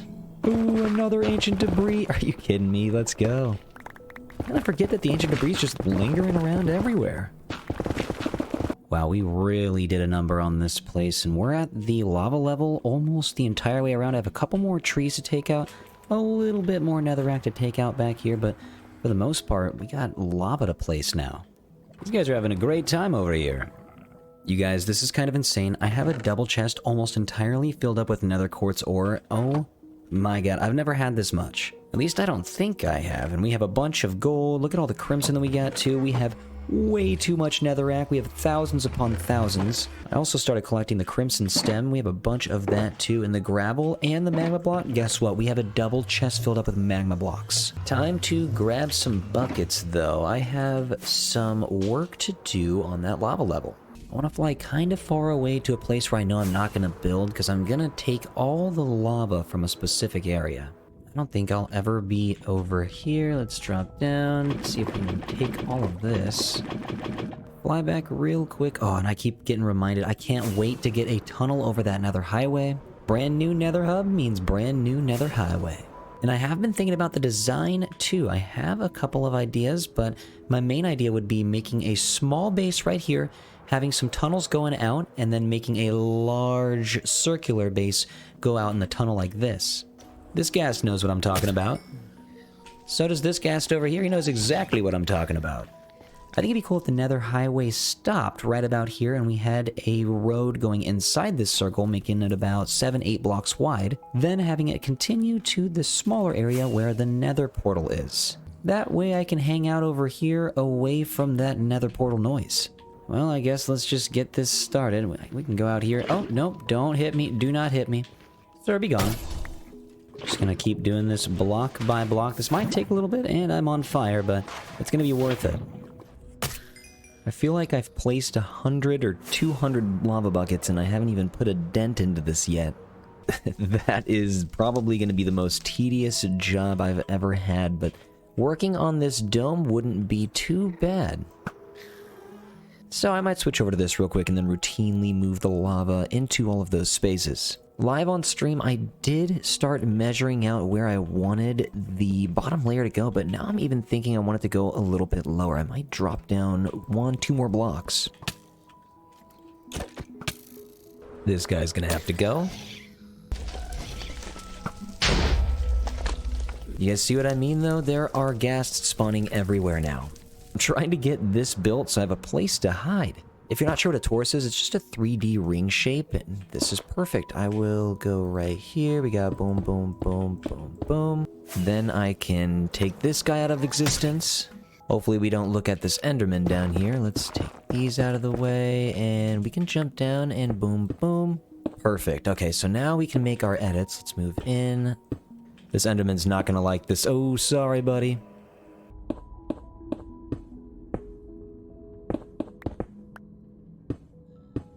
See you later, dude. This is definitely one of the scarier parts of this build, but I'm very glad that I have fire res right about now. Definitely a lot easier and a lot safer once you get up towards the top. I just spent about 3 hours on stream trying to make a giant ring, and it is turning out okay so far. We have a couple layers to go, and I am going to want to take out some of this quartz for some glass. Also, the floor's not going to be down where that skeleton is right now. Oh god, who hit me? I don't know where that guy came from, but he joined his friend. But oh my god, okay, oh my goodness. Alright, let's get down here. Sir, please don't do that. The quartz breaks very easily, so if we hear a ghast, we gotta act quick. I like being on this side of the ring, though. It's just much more warm feeling rather than that cold feeling over there where that ghast is right now. Oh wow, we have 2 ghasts. No, sir, please don't. We have a lot of them right now. There's another one. We gotta get this closed up real fast.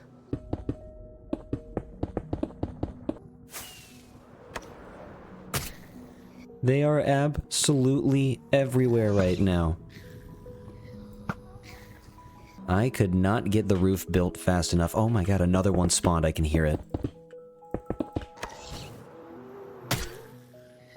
Alright, we have the last layer here, and I think I'm only going to do the outer edges. I'm going to leave the middle open for some glass.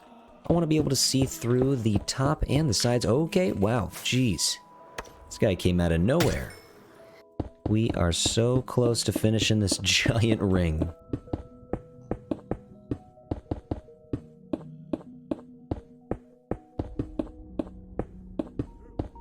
Okay, so before we get too settled in and complete the roof, I just want to get the floor lit up and maybe get some layers of some white stained glass. We'll see how that looks, but I just want to start off by getting one layer of frog lights. We'll start off with the pearlescent.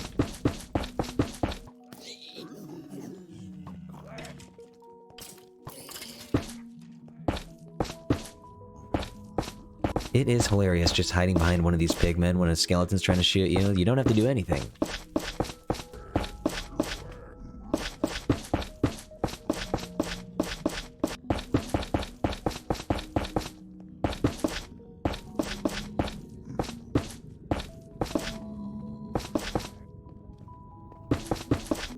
Pretty bright down here right now, but when we're a couple layers up and we put some stained glass on it, it should look a little bit better.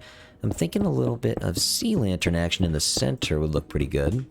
Break up the texture of the frog lights and add a little bit of something different. I'm going to start off with white stained glass first, just to see what it looks like. If it is a little bit too see-through, then I brought some magenta stained glass with me too.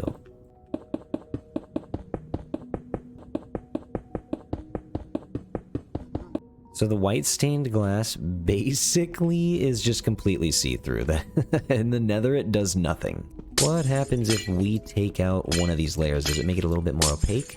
Yeah, I mean, it does make it more opaque, but it's very bright still. Let's see what the magenta looks like.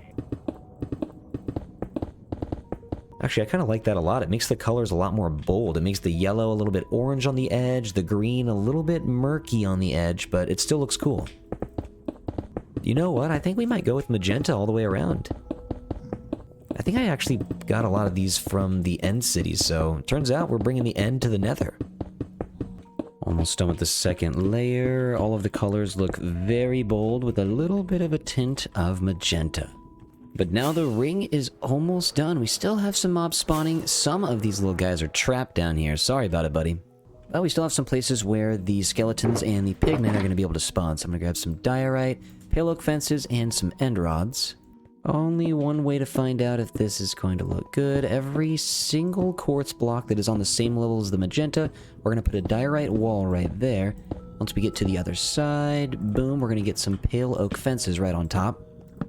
Then we're going to slap some end rods down. This is going to be a super bright ring, but it's going to look pretty cool, I think. Okay, not too bad. We are filling in the space, which is exactly what we need, but I'm thinking I want to be able to see the outside, and right here at this chiseled block, that is exactly the center, so I think I'm going to take this out real quick and replace it with some glass. This is pretty sweet. Yeah, I want to be able to see any ghast that are flying around, any hoglins that are walking in the distance. Okay, that's not too bad at all. I like how we can see into the distance, but if we take out a block below and a block above, it looks like we can see quite a bit more. Let's see what this looks like. If it doesn't look good, we will turn it back into quartz. Don't do it, dude. You're gonna hit the pigment. Yep, you did it. Look it. He's mad. He's got his pants on, and he's gonna get you. They all swarmed so fast. But I am loving how open all of this is right now. We have... Why is this guy mad at me? Oh, wait, I don't have my boots on. I forgot I took them off momentarily. Let's put this back on. But the way we're able to see into the nether with the 3-block tall window, it's just so much better. Looks like a giant space station, and oh man, I mean, come on. Do not hit the space station.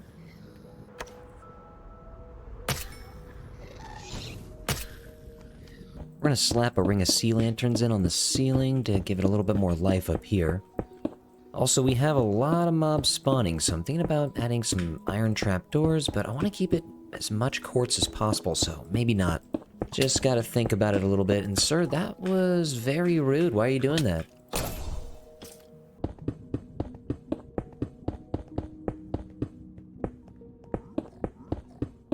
Don't do it, dude. Yep, I told you not to, and you still did it. I'm up here right now trying to decorate these sides. If we leave too much space, a ghast is going to be able to spawn in here still. So I'm just trying to add some flowers that are going to be hanging from the top. I think on the outer ring, we're going to add in some torch flowers. And on the inside, we'll go to wall to fence to chain to flower pot to flowering azalea. Okay, so here's where hopefully a ghast doesn't see me. I am going to be hanging on the side. We're going to make a ring of blackstone going all the way around, but on the outside I don't want anything to spawn, so I'm going to have to use some black carpet.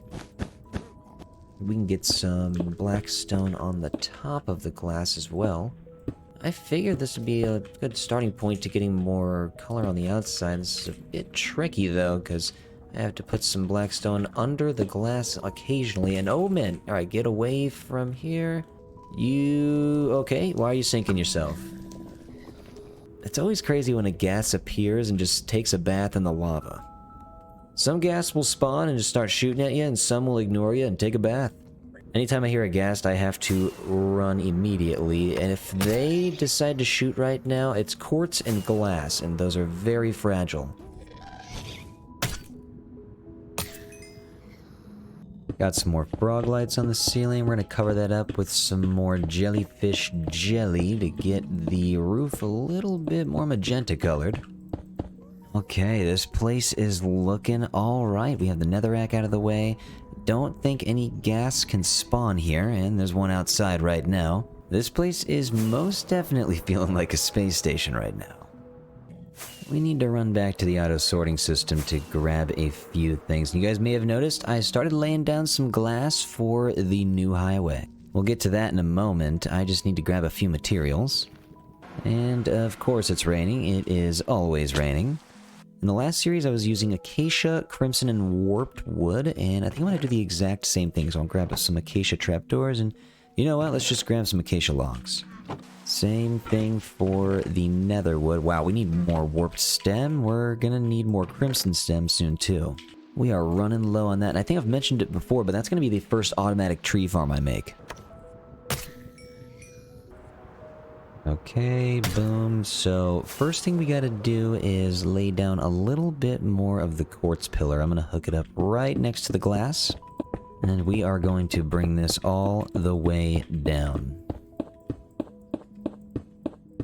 And right down to the side of the stone, we'll get some more quartz pillars. Slap some glass right up on top of that. Last but not least, we will get 3 rows of glass right on top. Putting everything back right now. Let's get the rockets right here. Okay, so I have something that I need to work on before I finish the highway. I started putting some iron bars right here so the boat will not move as it slides down. But before I start working on these little arches here, I feel like we need to complete the center. I wasn't recording and 2 ghasts were right there and they could just peek right into the build, and I gotta get this closed up. Okay, let's slap some down on the pillars. We will get some glass on top too. Okay, so I am thinking about the hub itself, where the nether portals are going to be. We could just dip through the side. I'm going to make a circle. It's going to go out 1, 2, 3, 4, 5, 1, 2, and then we got 1, 1, and then we got 1, 2, back into 5. This guy is going to have to go. He is scaring me. Oh, got him. Not a bad shot at all. Then we'll just move up with the exact same pattern we used on the outside donut, alternating between the regular quartz, the bricks, and the chiseled.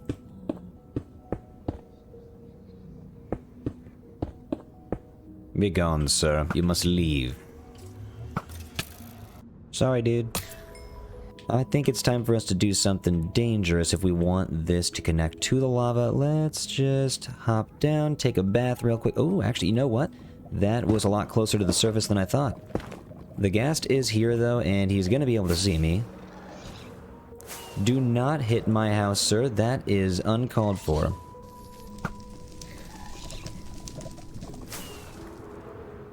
So if we land right about here, we can get down. Yeah, right here is perfect. So let's get right below the lava surface. That way we are able to stand right here and build if we need to. I'm actually just going to make a small surface so that I can land here at a later time if I need to.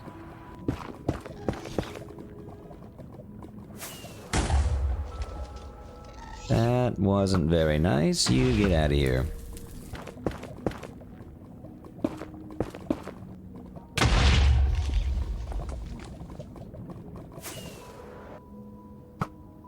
Okay, so... Oh my goodness, these guys are everywhere. You gotta leave me alone. I'm trying to work here. Okay, so I want to bring down the quartz to the lava level. So let's get down here real quick. And I think it's going to be quartz. And we'll start off with chiseled. Nope, it's actually going to be brick down to the lava level. Then chiseled, regular block, brick, all the way back up. Alright, so I have it going in. Okay, that is just not nice. How many times am I going to be ambushed today? I'm just going to copy this all the way around, then we'll move into 19 all the way around, go up 9 blocks, and then this circle right here is 17 all the way around. Again, I am going to be posting the links in the description for the plots modeler ring and the circles from Donut Studios. They are absolute lifesavers.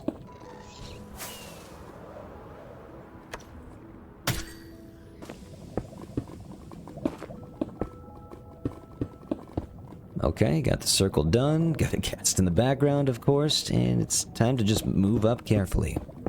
Hopefully this is the most dangerous part of the job. Okay, yep, please stop doing that. That's not very nice. You are loud, you are so loud.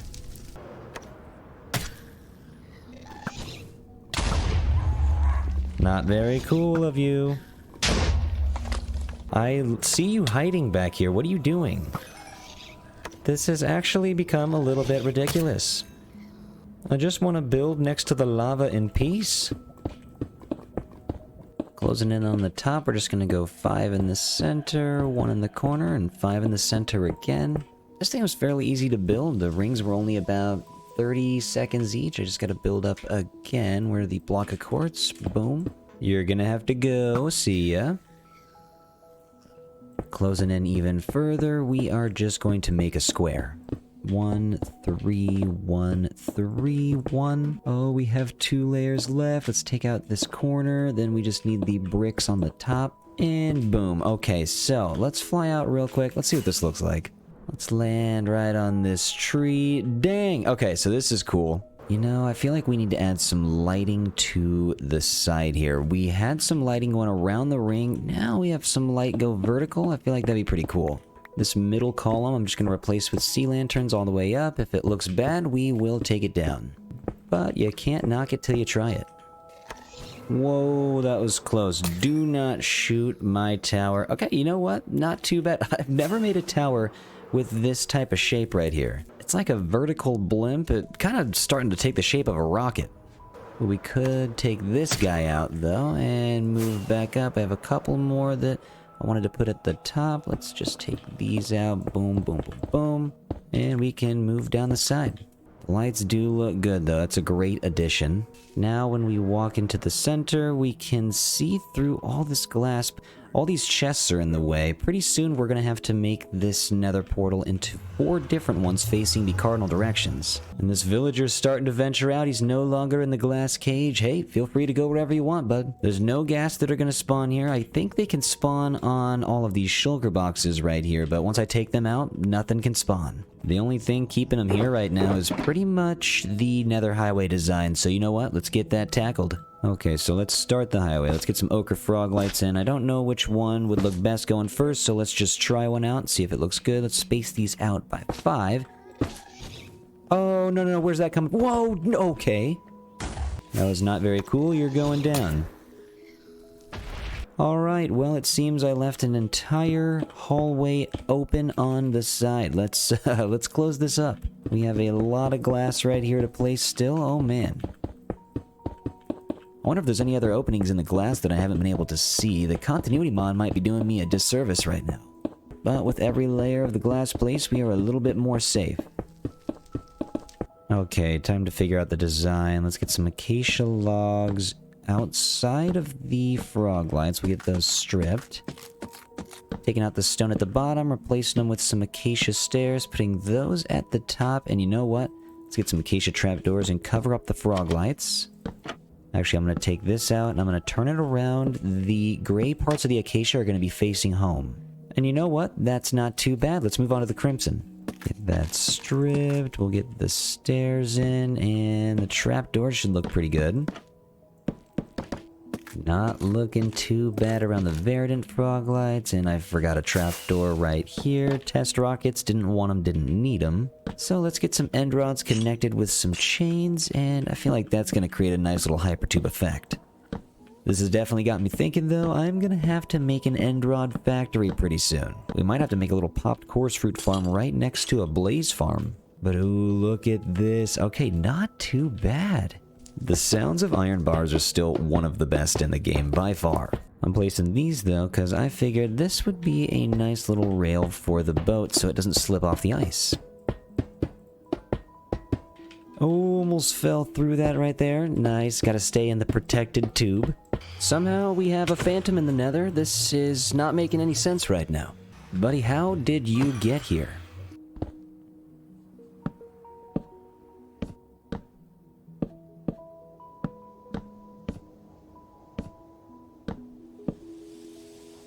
I'm gonna take the nether highway a little bit further, but this hypertube looks pretty sweet right now.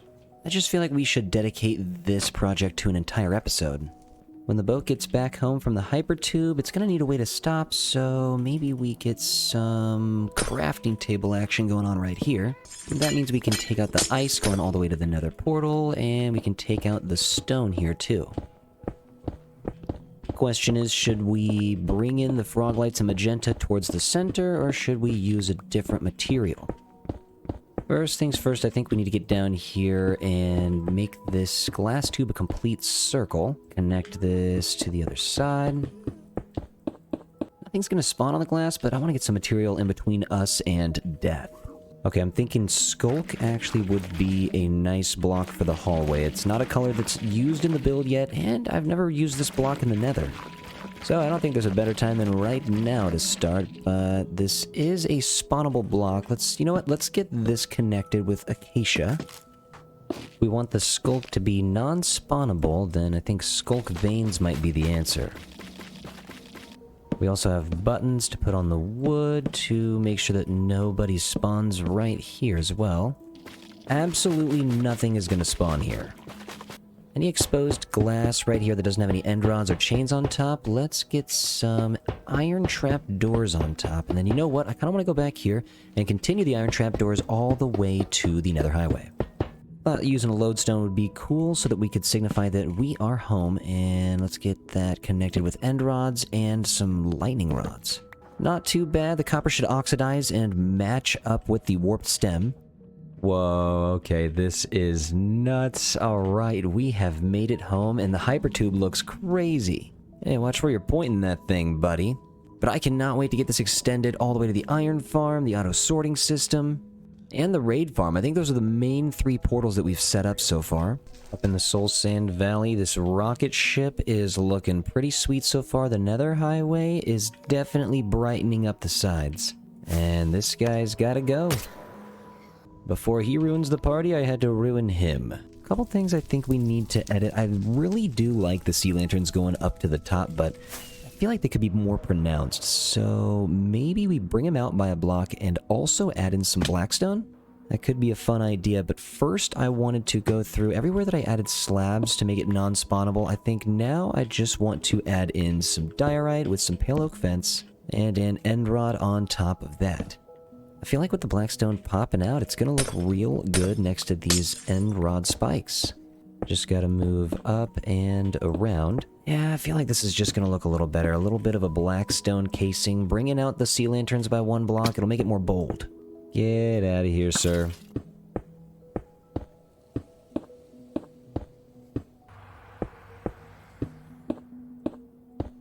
No, sir. No funny business. Not today. Oh, there's another one right behind me. Ooh, okay, that is so much better. We could even get it connected up through the top right here.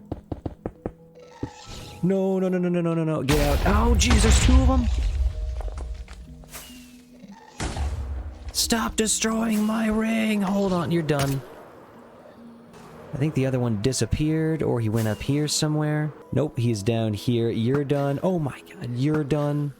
And that guy in the lava. You're trying to hide in the lava? Not today. Okay, no repairs needed. Oh, never mind. We got repairs over there. And that guy just fell. Okay, well, let's go this way. Those ghasts are just a nuisance. Get the black stone connected to the tower. We just have way too many things spawning up here. Like, this guy, you gotta go. Stop trying to shoot at me. I'm thinking about just adding more trapdoors on each side of the sea lantern ring at the top. And we can figure out something for most of the other blocks. Like, maybe we could use some pale oak buttons.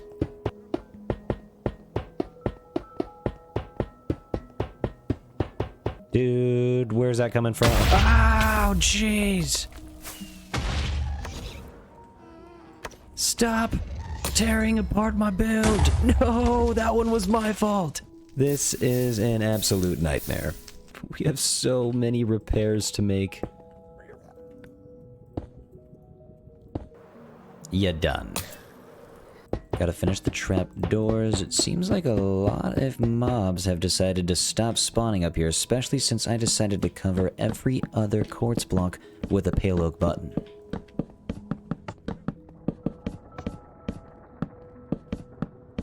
I believe this is the last one, and this ghast down here has definitely got to go. See you later, bud. Couple other spawnable blocks down here. Let's see what the amethyst looks like on the outside of the sea lanterns. Ooh, actually, wait, I'm not gonna have enough large buds, so let's use the medium instead. Okay, cool, that still looks nice, and we don't get anything spawning. Something I feel like we gotta do, though, is bring the black stone around the middle. I want to get it under the glass, and the only way to do that is to kind of bridge out, so I'm going to lose some black stone, unfortunately, but we can bring it all the way over here. Break it as we walk backwards, and then we can turn around, jump over to the ledge, and work our way to the other side. I'm going to cover this area over here with some black carpet, just like we did to the other areas. Now's where we start really focusing on those smaller decorations. Just those kind of background decorations that you don't really notice until you look at them and you're like, nice. Kind of like these azalea flowers. They look decent in the nether, but let's see if they burn or not.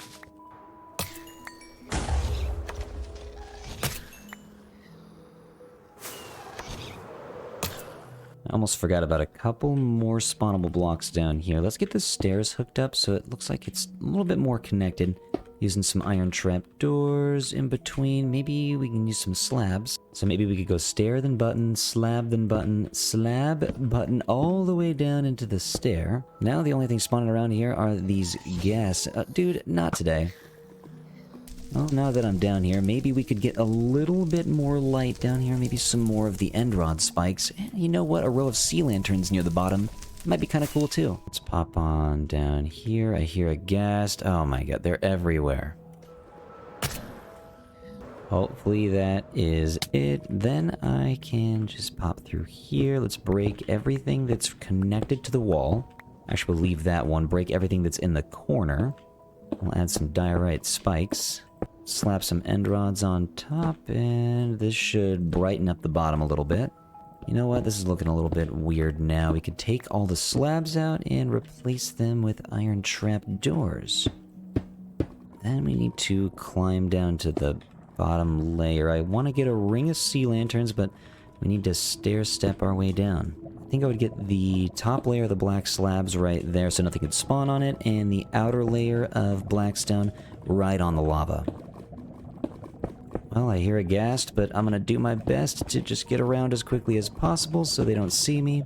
Slap the sea lanterns down.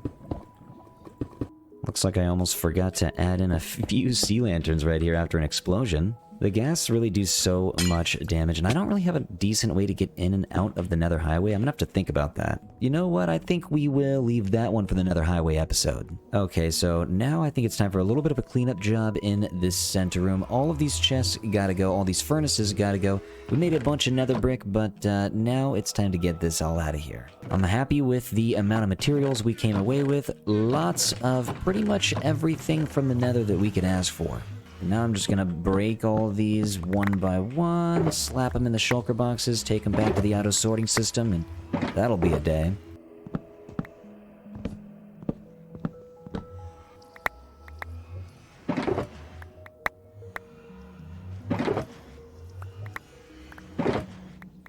I cannot get over how awesome these tunnels look.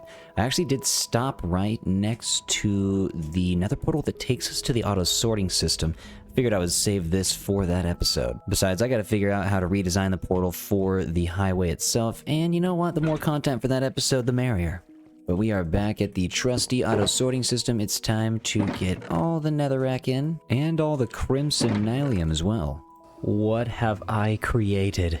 It's even scarier with the soul sand. Okay, looking much cleaner in here already, and I did the same thing to the ceiling that I did to the floor in the ring, and now I just need to get some iron trapdoors here to separate the glass from the quartz. Also need to get these furnaces out of here, get these nether bricks out of the way. Alright, this might be a little loud, but it's time to replace the nether portal. Ouch. That's gonna hurt your ears every single time. Now we're just breaking a hole, leaving an opening in the hub. This is a little terrifying. But right here's the center block. We could have some obsidian going out in a square in each direction. So we'll have it go out 1, 2, boom, 1, 2, 3. Doesn't need to be too big as long as it is perfectly centered.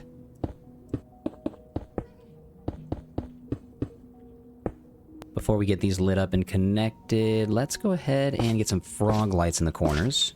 We can get the sea lanterns in here too, and let's move up to create the wall behind. If my calculations are correct, these should all just connect right back up to my nether portal tree at the starter base. Just in case, I'm going to put on my chest plate, and let's get some torches with us. Let's get the sword out. All the weapons ready. Let's see if this is connected. And it is. Okay, we are good to go. Alright, we're back. Okay, yes, it goes both ways. Looking very good. I don't think I'll have any storage here. I'm going to have some shulker boxes with me as I'm creating the nether highway, but nothing to stay right here yet. I love the entrance to the nether highway, though, and you know what? I just forgot we have our cactus flower with us, and I'm glad I ran over here, because otherwise I would have just been holding these with me for a while. And what do you know? The cactus flower does not go in the flower pot. I'm going to use the flowering azalea then. Now we just gotta pick up all of our extra shulker boxes. We have a giant mess over here. I'm thinking we have all of this finished. It's all looking pretty good. Nothing should be able to spawn here. But the slabs in the center, it is just stone. And you know what? We should change that. I kind of want to get the skulk moving towards that center portal. So let's start bringing it in layer by layer. Gotta get the skulk vein down so nothing spawns. A little bit of something different. Let's get the diorite next to the skulk, and we'll get some iron trapdoors on top of that. Another little layer of skulk never hurt nobody. You know what? Let's just fill this area in. I just counted, and we almost used a dozen shulker boxes filled entirely with the potion of fire res. That is insane. And we have done it. The nether hub is complete. Would you just look at this? We finally have a home in the nether. We can go out into the hallway. It's looking like a mighty fine little space station. And each direction points out to a bunch of goodies and adventures. Right now we only have 3 of the other portals set up. We have the iron farm, the auto sorting system like I mentioned, and then we also have the raid farm, but there's gonna be plenty more. Before we go, I really do want to say thank you for hitting the like button. It really does help send the channel to people that have never been here before, and it helps grow the community, so thank you very much. Let's take a look out here and see what... Oh, man, well, we might as well get a ghast for the end of the video. Looks like there's another one right here. I just wanted to pop up over here to get a glimpse of the finished product. Boom. Look at this. I never thought I'd be building a rocket ship in the nether.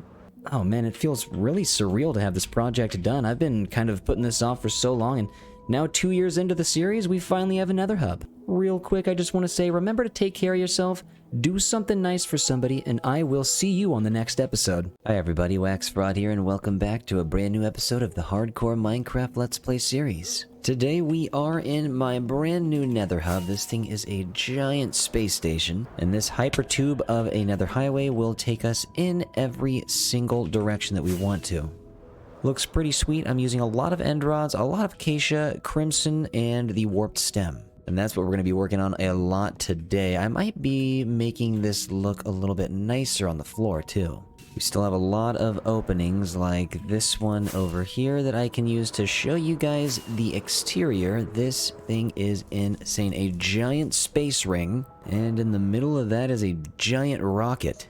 Never really built this type of shape before, this little ellipsoid, and you know what? It kind of makes me want to build a rocket in the future. But for now, we must focus on this nether highway. It is incomplete. We need to get it to the froglight farm and hook it up to our other 3 nether portals. We have a long day ahead of us, and you can see broken areas of glass every time a ghast shoots a ball up here. Our auto sorting system needs this hallway completed. I feel a little bit in danger every time I need to go back, and that will be fixed soon enough. I want to show you guys something real quick. It's a little devastating. In the last episode, I, over in this area, took out all of my shulker boxes, grabbed all of them except for my toolbox. The black shulker box with all of my tools, my backup elytra, everything. It had my beacon and a couple stacks of emeralds in it too, and so now we need to replace everything with the toolbox. And like I mentioned, I did accidentally get rid of a couple backup tools, so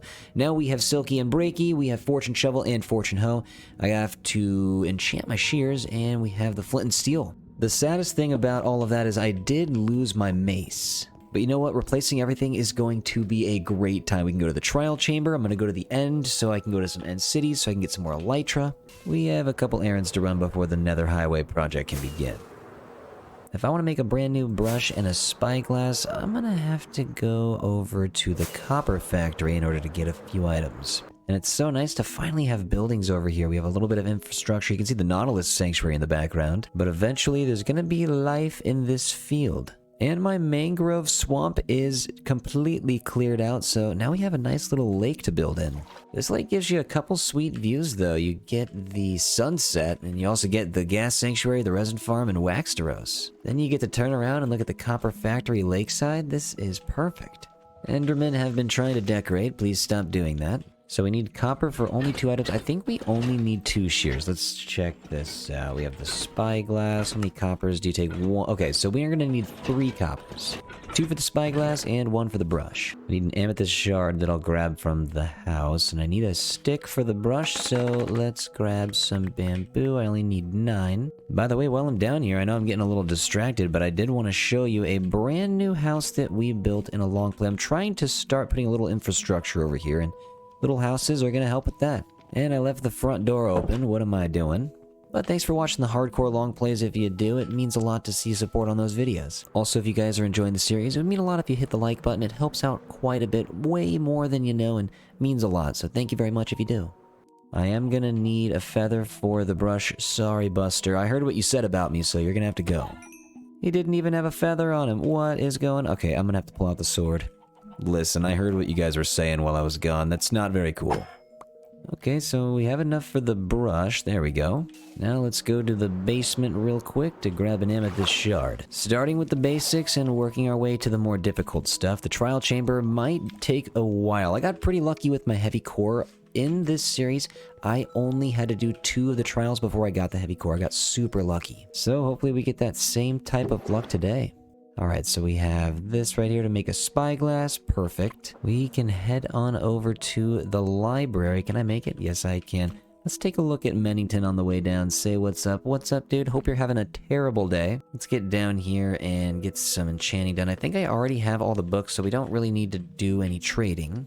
Make a couple of unbreaking 3 and mending books to throw that on the brush and throw that on the spyglass. No, wait, hold on. Wait, can we not do that? After a quick search, I found out that you indeed cannot do that. But I can take the book that I made and use it on our shears to get our unbreaking and mending shears back. Alright, not too bad. Our tools are replenishing.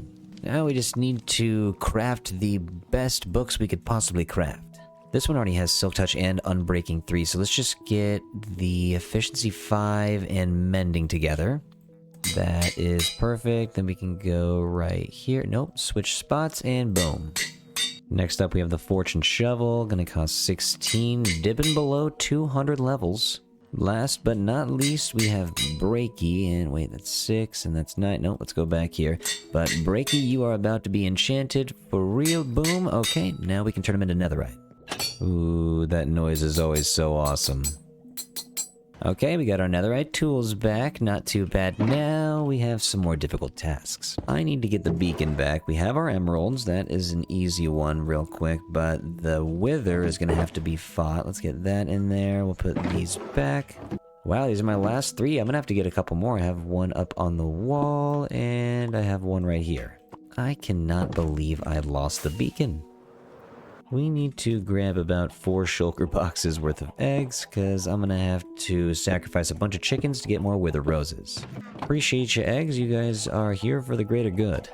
Time to head to the Hall of the Wither Fights. It's here somewhere. Just need the purple opening on the right. Yep, there it is. We are back in the halls that legend roams. He's here somewhere. I found him last time I came down here, but it's a little difficult to find. That little rascal's hiding somewhere, I think. Yep, that's the last place we fought a wither. Let's go down about 20 blocks, then we'll take a left real fast, make a little hallway. Collect the redstone as much as we can, and maybe a little bit of diamond as well.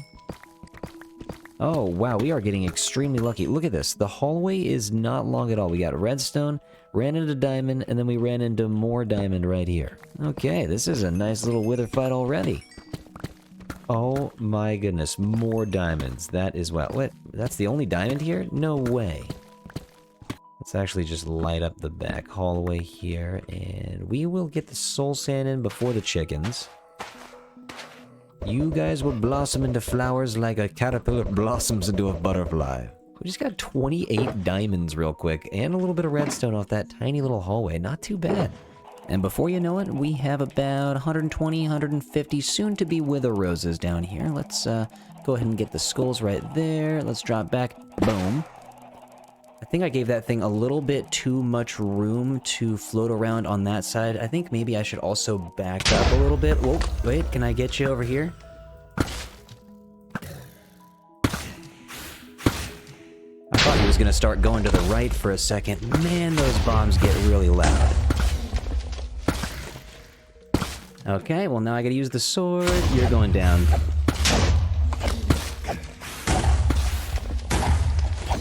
And see you later. Not too bad. I always love seeing the nether stars. Very loud fight, but it's always worth it in the end. We always get a bunch of wither roses. What do we got? Almost 2 stacks. Let's take the gold before we get out of here. Can always use a little bit more gold. Fly back home real quick with the nether star in hand. We can put the wither roses back in the stash, and now we have our beacon back where it belongs. Before we go attempt to get the heavy core, I'm gonna get my fishing rod back, and this is gonna be called the Tide Breaker. Point after point, we are getting rid of everything. I need to get one more unbreaking. That way I can put these together and put it on a shield. Slowly but surely getting everything back in order. I had my lodestone compass in there, but I don't think I'm gonna replace that. Luckily, I didn't have a trident in there. Also, luckily, David wasn't in there, or Bowie. But we did have a bundle, and you know what? I'm gonna get a couple of bundles to take with us, and we'll just use purple, let's use black, and you know what? We'll use cyan. If I'm going to the trial chambers, I am bringing a couple of extra totems with me. Gotta make sure we bring some ominous bottles with us. We have Bad Omen 5 all the way down to a bunch of Bad Omen 1s. And we still have a couple of trial keys. Yes, there we go. We are gonna have ourselves a heck of an adventure right now. Let's go beyond our land that we own over here and head over to the trial chamber. Fingers crossed we have the same luck as last time, though. I really could go with the heavy core on the second or third try. Doesn't have to be the first, but second or third would be pretty nice. I don't want to be down here all day. But the trial chambers are fun. It is kind of nice to have an excuse to come back here. I was recently down here on stream grabbing a bunch of copper. So if you look down at this room right here, you'll see it's kind of stripped clean. But we can still run trials in here if we want to. Alright, well, here goes nothing. I'm going to drink the ominous bottle, and I am going to also eat the golden apple. Alright, we got stuff spawning already pretty much everywhere. Ouch. And it's a thunderstorm outside? Oh man, I couldn't be more ominous right now. I'm just gonna stand up here and shoot arrows as I need. Those skeletons over there don't even see me. Look at that trim on that armor. That is awesome. Spiders hanging from the ceiling down there, and the breeze is just moving so fast. Oh, you can't hit him with the arrow.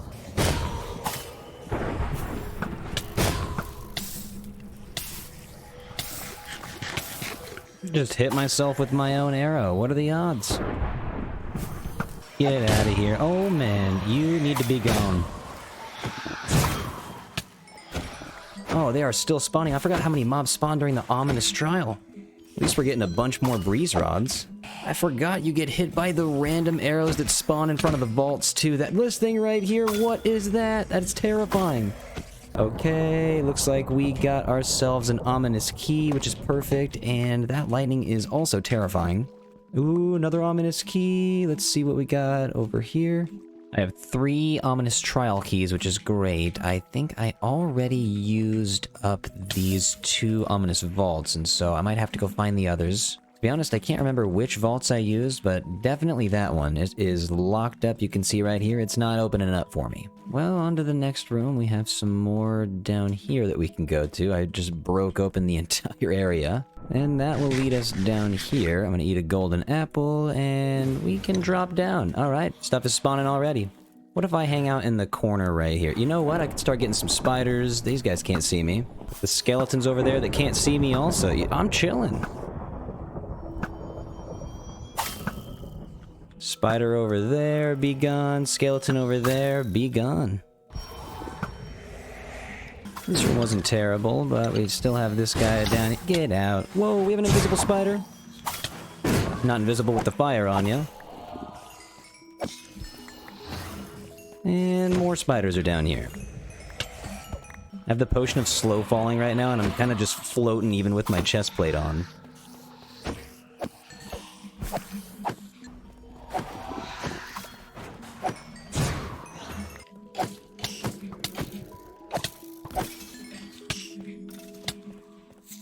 How do we have silverfish here? What? How did they end up here? Okay, let's think everybody's gone. I have another ominous trial key right there. Oh, okay, so this one is open. Let's see, come on, give me a heavy core, please. Just one heavy core. What do I got? Diamonds. Okay, a chest plate. Ah, that's it. You know what? It's okay, we have plenty of time. I have a trial key that I can put right here. Well, you guys know what's next. There's a few of the spawners right here. Time to go through the next trial. Okay, they're already spawning. Oh, it's silverfish. Oh, jeez. I'm gonna get on my chest plate, because these guys, sometimes they're a little nasty. They are everywhere right now. Get out. A lot of them just end up falling, but... Oh, no, there's still... No, get out. Get out of here. What could you possibly be doing over there? Looks like a lot of them ended up just falling down here. What are you doing down here, guys? Picked up a potion of regen, and we got one more right here. Whoa, these things are still throwing up silverfish left and right. Whoa, okay, I did not know there were spawners upstairs. Ooh, this one is locked up for us. I guess I should have known. Which one will not be locked up? This room might be completely locked as well. Yeah, I think this one's gonna be locked, but you know what? Let's just go through it for the experience. Alright, where are the enemies at? Show yourselves. Give me your candles. Whoa, that was a jump scare right there. Alright, get out, Spidey. More Spideys. Whoa, we're gonna have a bunch of them right here. Oh, we got slimes too. I remember this room. Yeah, this is all coming back to me now. This is the room that we got the heavy core in. Okay, 6 ominous trial keys. Come on, let's take the candles first for good luck, and please give us a heavy core. I'll take one step back. Ooh, enchanted golden apple, not bad. An enchanted book as well. What do we have here? Breach 2. Collecting a lot of random junk so far. Let's try this back room right here. I think this is the last one. Whoa! Yep, this is definitely the last one. Get out, Spidey. Big on, sir.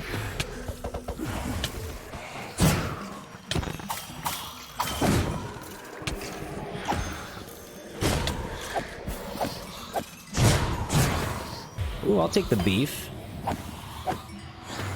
And we got more spiders. You guys are gonna have to stop spawning.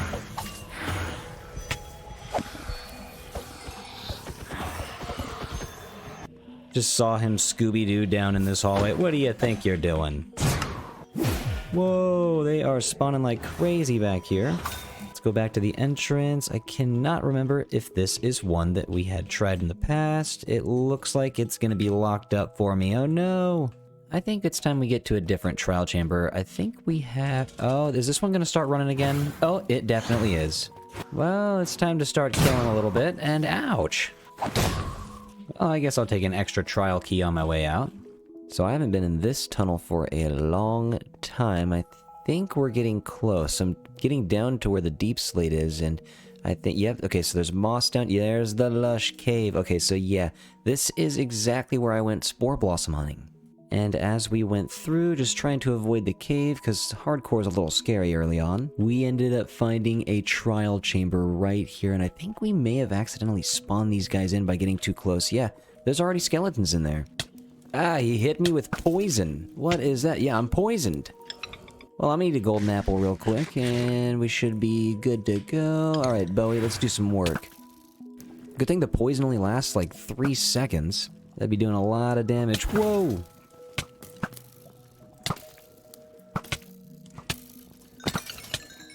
Kind of fearless. There's arrows in there, and what is... Oh my... Whoa, fire charges? That is dangerous. Alright, let's see what we get from the trial. I'll take some wind charges, I'll take some arrows. Emeralds are not bad. Thank you very much. Got another trial key down here. Oh man, we got a bunch of skellies.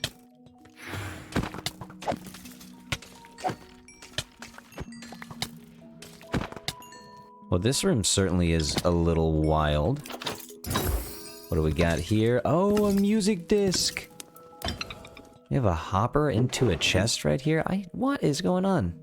This trial chamber must be a completely different shape than the previous one.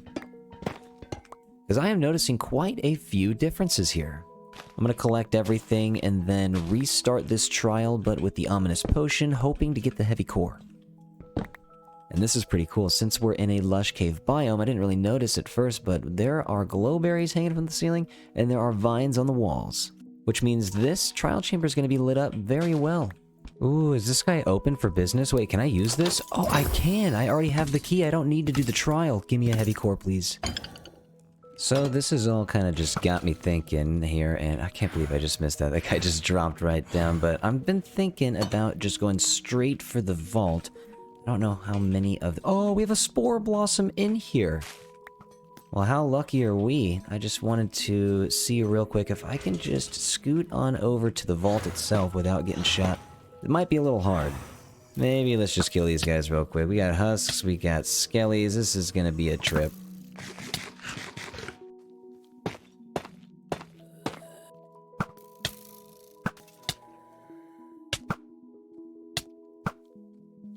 Man, I'm glad that baby husk cannot shoot arrows. That would be lethal, absolutely lethal. Ooh, got a trial key down there. Okay, here goes nothing. Please give me a heavy core. Oh, fingers crossed. We got arrows, wind charge. Diamond block is not bad, but man, I wish we could get the heavy core. Alright, well that was 2 of them. Hopefully we can find a couple more. Decided it would be much faster if I just decided to bridge over to the vault, use the vault key. Oh god, wait, the breeze is gonna try to get me out of here. Give me my items. Oh wait, I just got something new. What did I just get? Oh, the flow armor trim. Wow, armor trim was not on the shopping list today, but that's exciting. All right, come on, heavy core, give us a heavy core, please. Fingers crossed. Oh, we got another book, or another trim, I mean, but not a heavy core. There's a banner pattern in there, and I think there's another item that I don't really recognize, but I really would like to get that heavy core right about now. It has been about an hour and a half of me looking for one right now.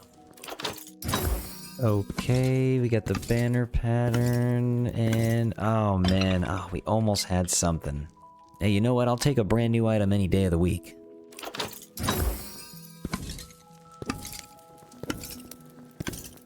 Alright, I'm gonna try to time it one more time. I've been doing this for a few hours now, so I feel like I gotta go try to get elytra or something, and then maybe come back. Oh, it's a thunderstorm. Is that good luck or bad luck?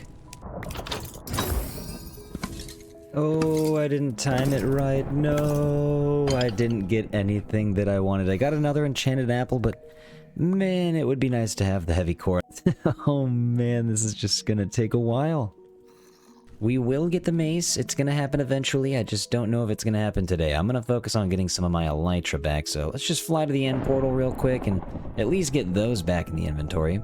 Then once we have the elytra, the only thing missing is the mace. And you know what? I'll probably spend a little bit of time on stream grabbing a few ominous keys, and wow, it is raining. It is always raining. Eventually all of this is going to be cleared out for the end portal build, but for now we just gotta get down there. I'm gonna fly out, I don't know, like 2,000-3,000 blocks in this direction, just see what we can do. I'll just get hypnotized by the infinite end aurora. We'll find an end city soon enough. There's gonna be a few popping up, I feel it. I'm about to ignore the city. I'm going straight to the ship. I don't care about the shulkers. I just want my wings back. It's nice having a pair right now, but those backup elytra, they really come in handy. We've found our first ship. This is perfect. Let's grab our elytra, and we can grab the dragon head while we're out here too. I'm just gonna run in real quick. Let's just take this guy out. You know what? I'll grab you, Shulka. Thank you. Elytra is mine. What's in the box? I always forget there's like a crazy gong sound in the background of this biome. Here's what I'm doing though. Let's get rid of one inventory slot. Boom. Unbreaking and mending. Bam. The first elytra has officially been replaced. Hey, not a bad spear that we just picked up, by the way. Bane of Arthropods 5. Pretty good. Let's take you out real fast. And I'm ignoring everybody else, and I'm moving on. And no way. We have another ship right here. Okay, that was pretty lucky. I'm going for the dragon head, and I'm going for the wings immediately. Take that with me. Let's run in. Sorry, buddy. You gotta go. I need what's behind you. Stop shooting at me. Number 2 has been created and put away. Hey, Buster, you're gonna have to go. Sorry about it. Well, how lucky are we? 2 end ships right next to each other. Let's see if we can find one more. Hey, now when we need more shulker boxes, I'll just come back to these 2 end cities. No way. There's another one right here. You guys, this is insane. Okay, so there's one city right here. There's another city right next to it. And then if you fly over here, there's a third one right next to it. I mean, there's probably a 4th and 5th one around here somewhere. Maybe a couple of those mini ones scattered too. Well, actually, this one is a mini one, but at least it has a ship. I will take the dragon head, then we will turn around and take what's ours. You are most certainly in the way. Get out of here, thank you. Hey, at least something positive came out of this adventure. We have all of our elytra. I can't believe we can't get the mace yet this episode. It is going to take me a little bit. I'm probably going to spend some time on stream getting that together. Hey, at least something positive came from this episode. Almost entirely filled back up, this thing is.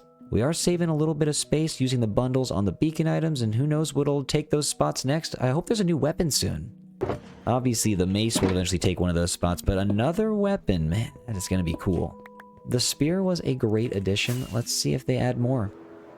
Well, that was a little bit faster of a trip than I thought it was going to be. I feel pretty good about that. Why don't we head home and see what we can do about that nether highway? We have a lot of materials that we're going to need to gather, and I'm going to just take this shulker box real quick. Nope, don't hit me. I'm going to hit you.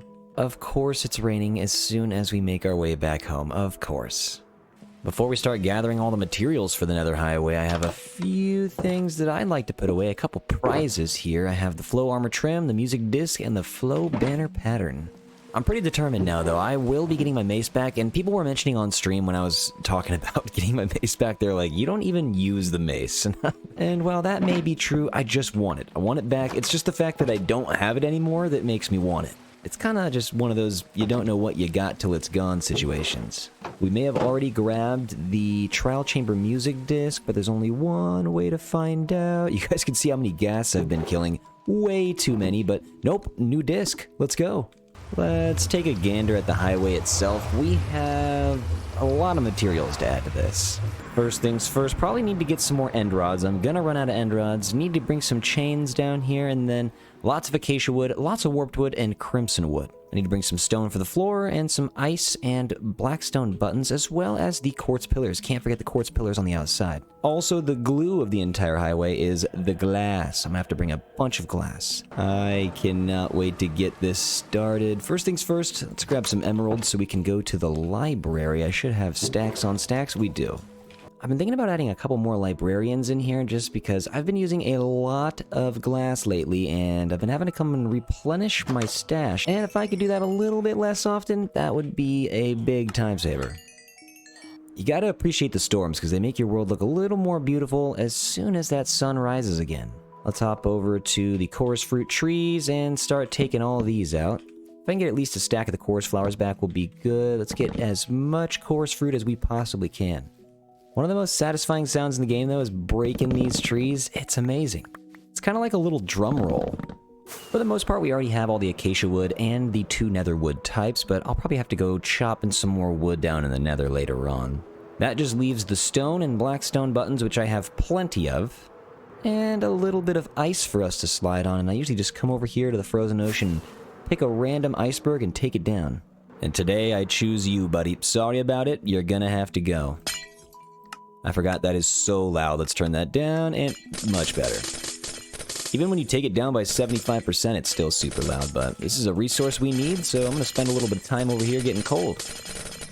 As usual, we're heading back to the auto storage system to gather a few of the more important items. We got stacks and stacks of blue ice on us, and we're going to have to make some more polished blackstone buttons. Every item type we're going to need is pretty much in these shulker boxes. I might have to farm more of them, but the frog lights we have plenty of. The wood types, that might be what we run out of first. Reached an area where there's a little bit of construction going on. A boat off to the side, and a lot of blaze down at the blaze farm after a little bit of AFKing. These guys gotta go.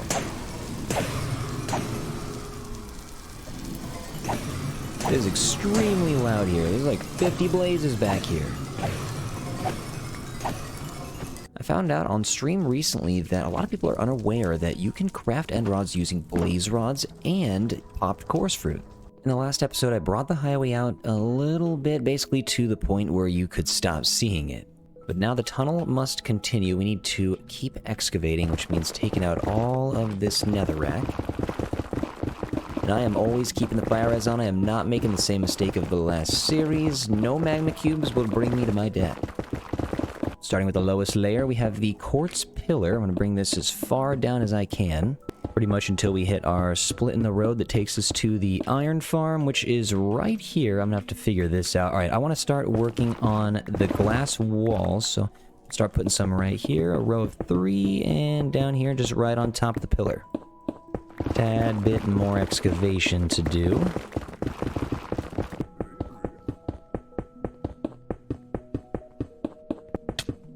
Oh, geez, I did not think this guy was gonna be here. What do you know what? Catching me off guard, not very nice. That was a mini little jump scare right there. As see-through as this glass is, it provides 100% protection from the gas outside, and that's all that really matters. Also, no more piglins spawning in here as soon as we're done. Now, before any of the contents go inside of the tube, the top layer of the glass has to go on. It's almost hidden up here, but it is equally important. We don't want anything falling in here now, do we?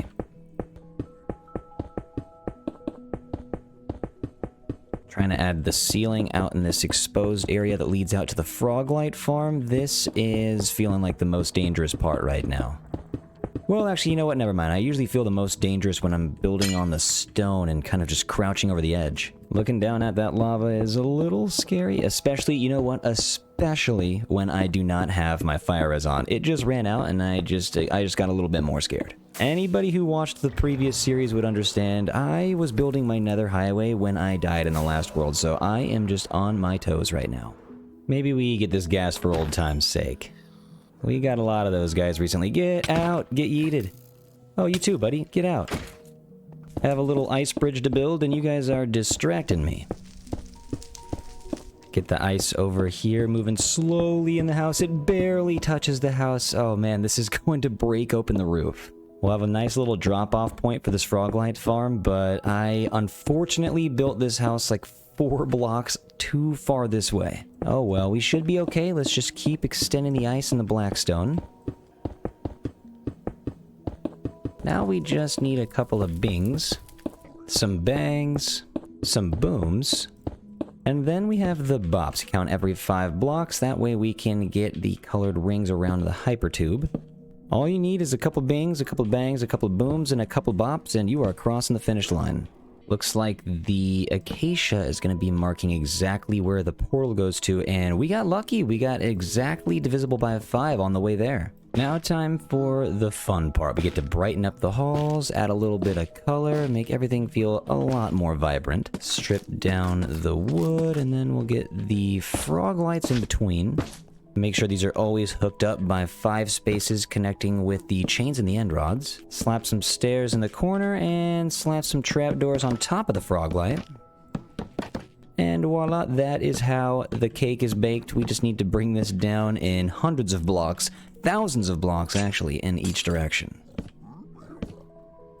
This is going to be an ongoing project, just like Rainbow Mountain, for the rest of the series. We'll be working on this on and off stream for a very, very long time.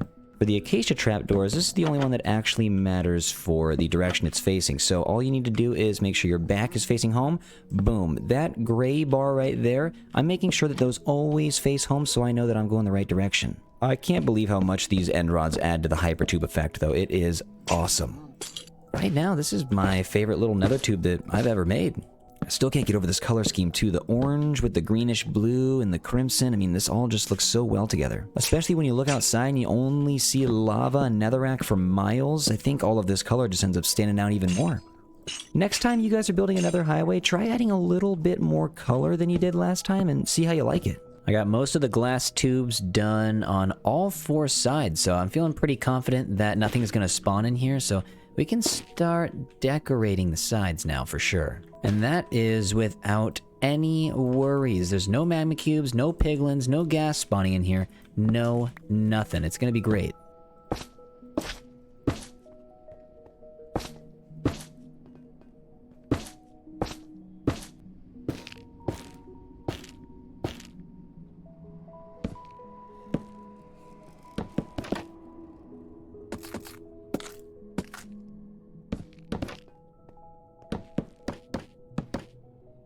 Now around the corner we can actually get the trapdoors all the way around. Let's completely cover these frog lights up on the junction.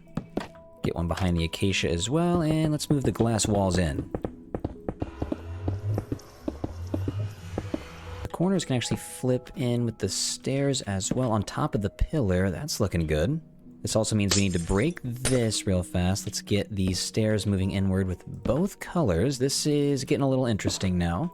I'm actually just going to move the blue ice over here real quick so I have an extra block to stand on while excavating the ceiling.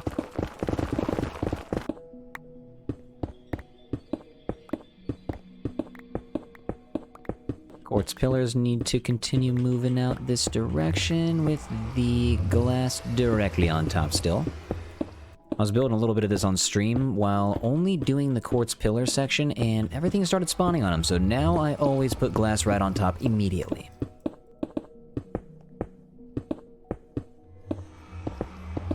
While I have the quartz pillar on me, I'm gonna go over to the auto storage system and start to move. Wait, hold on a second. Does that go out this far? Yes, it does. Okay, never mind. Let's get the pillars moving out towards this portal too. See you later, stone, and hello, blue ice. Slap some glass down for safety. I'll have to take this out right here. And you know what? A little bit of this pillar can get out of here too. Wait, no, that can stay. We just need to hop up top dangerously real quick. Let's take that out right there. I have some slabbage on top for a little bit of detailing, but let's just keep the glass moving this way. A little bit of quartz inside of the tube is not going to hurt anybody. And later on, if I decide if it looks weird, then we'll take it right down. And you know what? That time came a little bit sooner than I thought. I hopped in. I don't like the way this looks at all, so we're going to put it there, and then I will take the quartz and move it right down to the portal.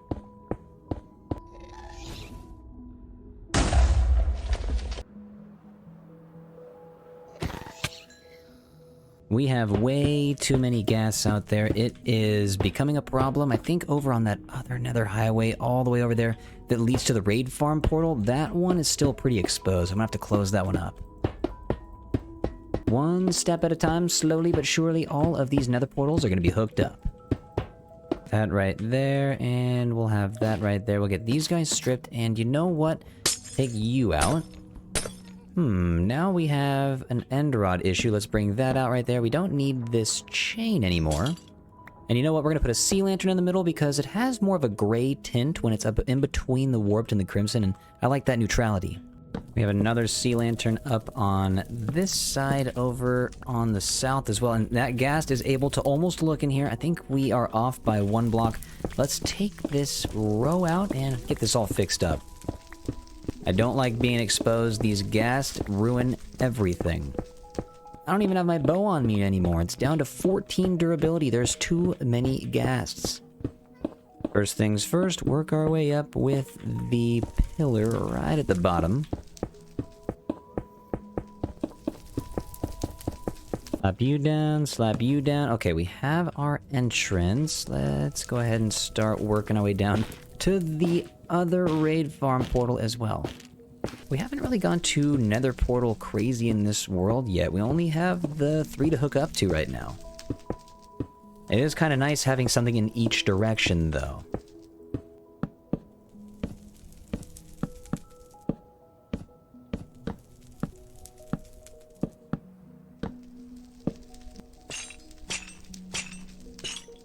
Officially approaching the Froglight farm. If you can see it now, yeah, this roof, it is in the way. I can't believe we did this. I wish I would have seen this one coming. You gotta go. Sorry about it. Oh, is it gonna take away from the beacon? If I have to move the beacon, this is gonna be tragic. It's centered in the house perfectly.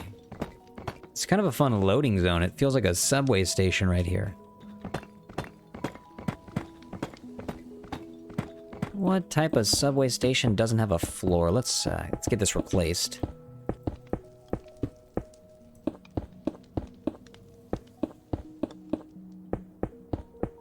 This Froglight Farm train station needs a little more color on the backside. It is looking a little colorless out here.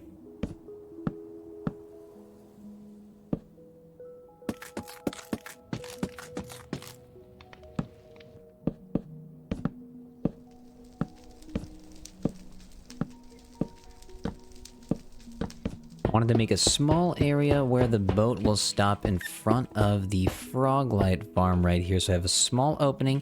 You can see the beacon through the glass, which is actually pretty cool, but the boat will stop right here. And then we have a small stepping stone area to get down into our basalt generator that really does take us down to the Froglight farm. So we have a nice little way of getting down there. And we could just fly back right into... Oh, I missed. Fly back right into the tube. Gotta make sure this stays safe all the way to where I'm declaring the end right now. There we go. Let's just get all the way over here. That ender chest right there is going to be the end of this trail for right now. This goes all the way to the bastion right there. So I need to take down that bastion before this can go any further. And I can't wait to take down that bastion because that means a lot more blackstone. Flying down this is pretty cool with the elytra. It's going to be even cooler with the boat because you go way faster with the boat. And if we look this way, the hallway to the auto sorting system is now complete. Oh, this is great. And you know what? Wait, hold on. I have my flint and steel still. I need to light that up. Does this get hooked up to the auto sorting system still? Let's find out. Boom. Okay, yes, it does. Perfect. I am loving this. Let's hop back in. What a grand entrance we have. I absolutely love that. I want to go over here, get in the boat real quick, and see what the hyper tube looks like. Oh, this is insane. I wonder what will happen when I get to the frog light farm. Will I stop? No, I didn't stop. I didn't actually give myself enough room. That means I need to take that out right there and go boom, and then take this out right here and go boom. Nope, I don't know how that got there. I meant to do the iron bar. Perfect. This should work now. I opened it up a little bit. Perfect. Okay, so now we can get stopped right there in the nick of time. The Nether Highway is always one of the coolest builds. We can get back home so fast. This is outstanding. We also have the iron farm completely hooked up. Look at this over here. This is looking mighty fine. And this goes all the way through the Netherrack tunnel. Taking a little right, and voila, the same looking nether portal. It's time we get this stuff labeled. I'm going to use the pale oak right here, and this is the direction of the frog light farm, so we'll get that lit up over here. Get a squid sauce, and boom. This way we have the raid farm, so we'll get that one labeled as well. And you know what? Heading down, there is a point where we will take a right to get to that. And you know what? I actually brought lodestones for this purpose, because if you look up there right now, there are some end rods that are kind of not really connecting to anything. I think the lodestone with a nice neutral color will look great right there on every single conjunction. Did I just call it a conjunction? I meant to say junction. I think I'm just thinking of conjunction junction right now. That's a blast from the past. Over here, we have the entrance to the Blaze Farm. And over on the west side, we finally have the entrance to the Iron Farm. Oh, and how could I forget the same path as the Froglight Farm? There's the auto sorting system. Hop down real quick to get this labeled. This is the auto sorting system turn, and the lodestones are in. I can't believe we have the Nether Highway completed. This is amazing. You guys, thank you so much for watching this episode. I know it's a little bit of a shorter one, but we have some longer episodes coming up soon, and I really wanted to get the Nether Highway out of the way, so I'm glad to have gotten this done right now. Hi everybody, WaxFraud here, and welcome back to a brand new episode of the Hardcore Minecraft Let's Play series. The newest build we have in this world is our Nether Highway. This thing is crazy. We have a hyper tube to get us to and from anywhere we want in the Nether now. It's also nice not having to worry about the gas anymore. These guys have been doing a lot of damage to the landscape and to my mental state. I had to kill about 1,000 of them to get this project done. But I'm glad we did, because now we have a safe way to get to and from places like the auto sorting system right here. We have a stop down at the basalt generator and the froglight farm. And then the iron farm and raid farm have stops as well. I just noticed a chain that was not put in correctly. Man, I'm probably going to find a lot more of those. It's a lot of end rods, chains, and wood types just repeated one after another for miles, and I'm bound to mess up a couple of chains every now and then. If you guys ever see anything out of place, please let me know. But hey, after spending 2 episodes in the Nether building this giant project, you know, let's go back to the overworld today for a change. I got a couple things to show you guys there anyways. It is good to be back. You can see the castles and the sunlight. Everything is looking sunnier than ever. Wow, we were spending so much time in the Nether. So much time that we now have a lot more friends in with Sniffy and Hot Dog. All of the villagers gotta go. All right, everybody, get out one by one. You can go. Oh, he is so happy to be leaving. This guy's happy too. Let's get the sheep out, get all of the villagers out, and then we can just leave Sniffy and Hot Dog alone. I think the sheep is just blocking. Come on now, everybody. It's very easy, one by one. I'm gonna have to push him out myself. You go this way. Sniffy, you're not going anywhere. Last villager right here. Boom. I'm kind of glad we stopped here because this is going to be what I want to do today. Hot Dog and Sniffy, these guys deserve a home. They've been chilling here in this tiny little birch fence pen for about a year. And they've been doing impressive work. They've been giving me all of the pitcher plants and torch flowers that I've been using throughout this entire series. But I think just like these villagers over here, Sniffy and Hot Dog and the rest of the Sniffers all deserve a home. Not this guy though. This guy does not. He put himself down there. He can get himself out. I turn around for 1 second and the shepherd is back in the Sniffer pen. You can't herd the Sniffers. Only I can do that, and I'm pretty sure he's been getting in on these slabs right here. But you know what? It's fine. We'll leave those there. We're gonna take down this fence anyways and move Hot Dog and Sniffy. There's just a few things I have to make sure I take care of first. The most important thing is Bowie right here. The durability is almost at 0 because we killed so many ghasts and skeletons in the making of the Nether Hub and Highway that now Bowie has less durability than David up there. David, unfortunately, does not have the ability to be mended anymore. We can... Oh, wow. 33 is expensive. Jeez. Well, I'm thinking this might be the last time we repair Bowie. I'm also loving how the villagers are moving into the neighborhood in front of the starter house, too. We got people up here enjoying the campfire. This man is an expert shepherd, but cooking a mean stew over here. But it's nice. You just leave for a little bit, you come back, and the town is kind of flourishing. It feels like there's a little bit of life. We have some villagers up the hill a little bit, too. It's just getting really fun to wander around this place, though. It's growing immensely. Okay, let's head back to Hot Dog and Sniffy, but I do want to show you guys this real quick. At some point today, I'm going to want to take all of this nether quartz ore down. Over the past 2 episodes, we have collected an insane amount, and all of this has got to go. Pretty curious to see what almost 2 shulker boxes of nether quartz ore will make. So I'm taking these with me, and at some point today, I'm going to want to tower up and tear it down. It's going to feel good getting the Sniffers out of here and actually opening up this area for new life. Need to pull out the toolbox real quick. I have a couple leads to pull out, and then we can take down the fence. Everybody, you can be free. The villagers now have no excuse. They can go find a job. You guys need to work. Might feel a little dark. Let's put a sea pickle on the jack-o'-lantern. Make sure to slap these back down, get some grass regrowing, and it's almost like there was never a Sniffer sanctuary here. You know what? Scratch all that. Let's take this out. I'm going to put a campfire right here. Take the ground out, get that replaced with some of the blackstone stairs. Get some crimson stairs up here. And with some crimson shelves for an armrest, this is a cozy looking campfire. Yeah, much better use of the space right here. Oh, get out. Hey, get your own space, buddy. Sniffy and Hot Dog have been wandering, though. Hopefully they don't go into the nether portal while I show you guys where I'm going. So, right here is the starting point. I have to go all the way over to this new island.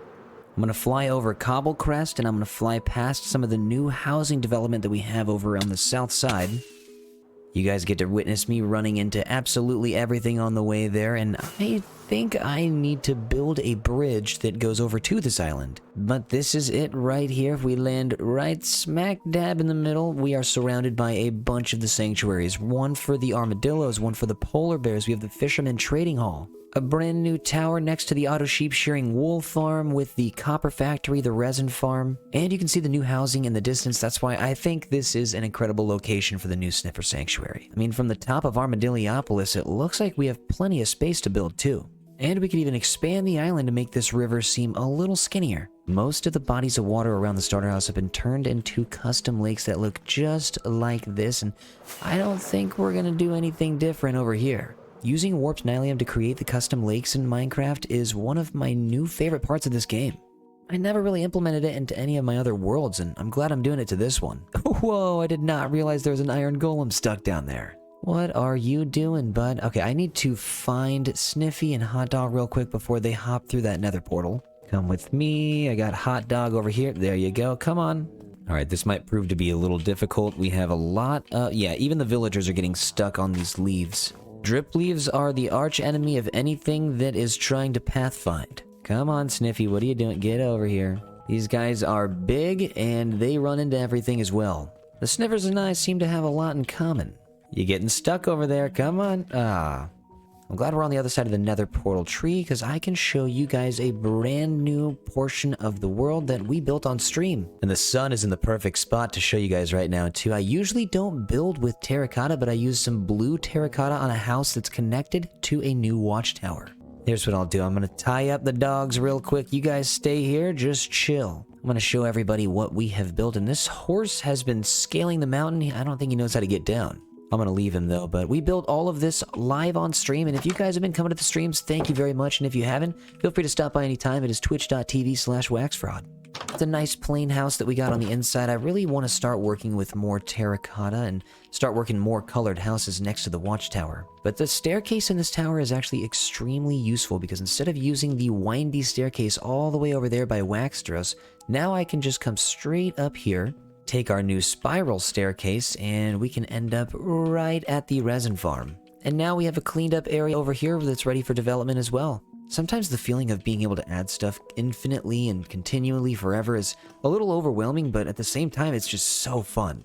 Alright, time for a little bit more squeezing through these pathways. I guess I should make these more Sniffer accessible. It's gonna get a little narrow down here next to the bamboo field. I never really walk through the town at night anymore. I'm always flying around. I don't want to deal with the phantoms, or at least sleeping because I don't want to deal with the phantoms, and it's just nice to walk through at night sometimes. Okay, now reality is starting to set in. Now I have the Sniffers and no bridge to get to the island. Alright, almost there, fellas. If we don't have any zombies or skellies spawning, that would be great. You guys are gonna love the view here. Hey, hold on. Let's get some of the fencing right here. You guys can get tied up, and you gotta go, so you're getting too close. Begone. Okay, yeah, stuff is spawning. I'm just gonna sleep in the water and we'll be good. Alright, it's a new dawn. We have nothing left over here but some sheep and some Sniffers. That is perfect. Let's set up shop on this side of the island. We may or may not have to move depending on how long this build is. I have a couple ideas, and if you guys ever want my build inspiration, I usually will just post them in the Discord if people ask for them. And by the way, thanks for joining. It is discord.gg/WaxFraud. Much appreciated. We're almost at 30,000 people in the Discord, which is just insane. But let's get these guys a home. I have an order of operations here in my head. I think what we're going to do is get this frame built, and then we'll see exactly where we need to get some bridges. I want to get one over by the path that leads to the auto sheep shearing wool farm, and one that leads back towards the starter house. And then you know what? Possibly one that leads straight to the polar bear sanctuary at some point, because technically this is not an island, it's a giant peninsula. But we could make it an island by deleting that dirt right there. I'm going to start in the corner on the longer barns. These are going to be, I think, 15 blocks wide, with the spruce pillars out on each edge. And we're going to put 2 barns with a courtyard in the center, and then a building in the back, kind of like a little starter house for me. And that's going to be the area where all the torch flower seeds and all the pitcher pots get stored. Because like you guys saw, there is a mini redstone contraption that has to go along with this. We need to have a hopper minecart picking up all of the seeds that these Sniffers drop. We'll see what happens, and I have a strong feeling that I'm going to have to expand this island with some dirt as well. And that's no problem. We already brought back the island over there by Armadilliopolis quite a bit, so that left us with a bunch of room. I'm going to try to have a barn over there, building in the center right here, and another barn that is flipped vertically from that one on this side of the island. Double check, and I think this right here should be enough space for a free roaming courtyard. And they should have plenty of space inside these barns to be able to roam around as well. We'll get some wooden beams straight across for some structural integrity, and these wooden beams are not going to go all the way across on that bottom layer that I started making. I think we're going to have a little bit of a higher ceiling for the Sniffers today. This is about 15 blocks up, which is plenty of space. We're going to need to get this stripped. I want to add some oak logs in here, and oak log looks much better with stripped spruce rather than regular spruce. I like the space we have in the courtyard now, but I'm realizing that one Sniffer is over here. We have Sniffy, but Hot Dog is gone. And he's all the way back here for some reason. What are you doing on the ice? This is no longer Hot Dog, this is Cold Dog. Come on, Cold Dog, you're coming with me. Ooh, actually, instead of Hot Dog, it could be Cool Cat. I like the sound of that, but now we have both of the Sniffers back here. I'm gonna get the torch flower seeds. Let's get Sniffy on the other side of the fence. I think they're both able to hop through. Yep, the 1 block bridge right there, and it broke. Come on, Hot Dog. Why, dude, why am I pulling on the lead so much? Alright, here's what I'm gonna do. You're gonna come around the fence, and now the other lead is broken. Alright, get down from there. Perfect. Alright, you get a torch flower seed, and you get a torch flower seed. Wait, hold on, I just took off the leads. Now you get a torch flower seed. That gives us an egg right there. We already have a few eggs, but you know what? Let's just start our first plant right here. Boom. The sanctuary population is now multiplying. Okay, back to replacing some spruce with some oak. Let's move that there, move that there. That is going to look great. We got to get some going vertical as well.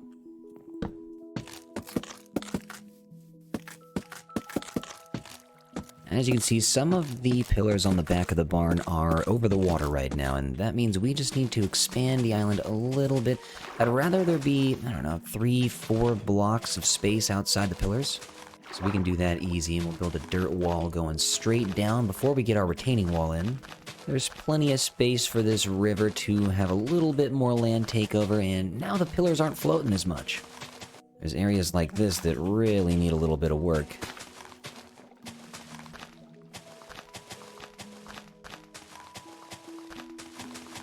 I've been staring at these pillars for a while, and every now and then I've been going up to them and adding a spruce plank. I think this is gonna look decent. Just every once in a while on the pillars, you're gonna see a slightly different texture. It's a pretty small detail, but I think it works very well.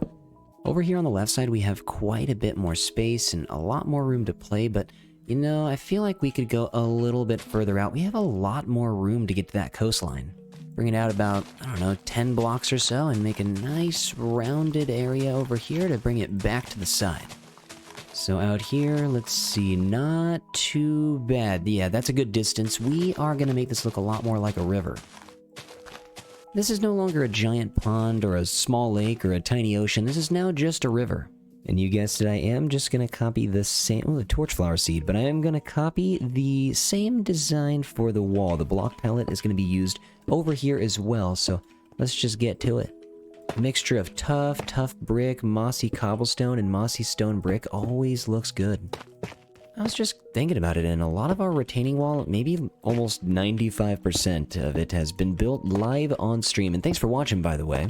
But there's a giant retaining wall on the back side of the mountain by the resin farm that I don't think I've shown on the YouTube video yet.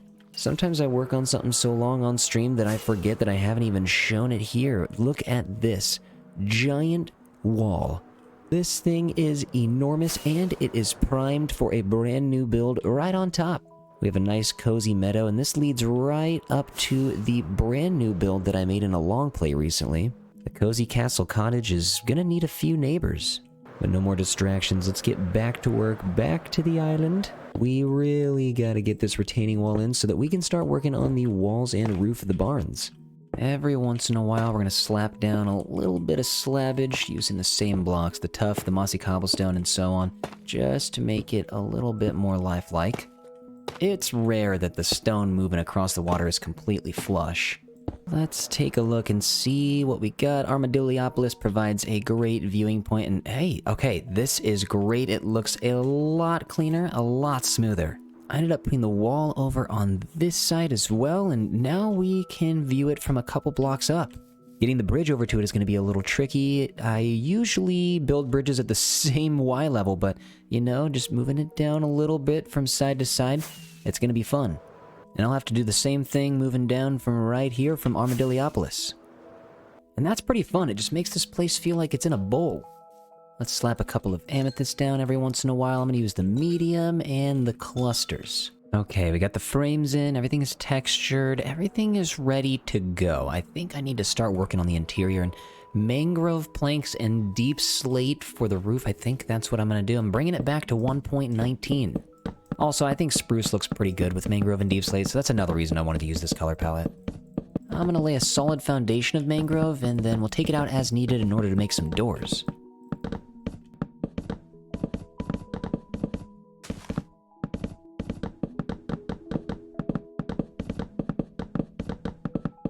Hey, not bad. The red is good. I might, you know what? I think I'll take the red up on the second level, and I might even make a smaller third level.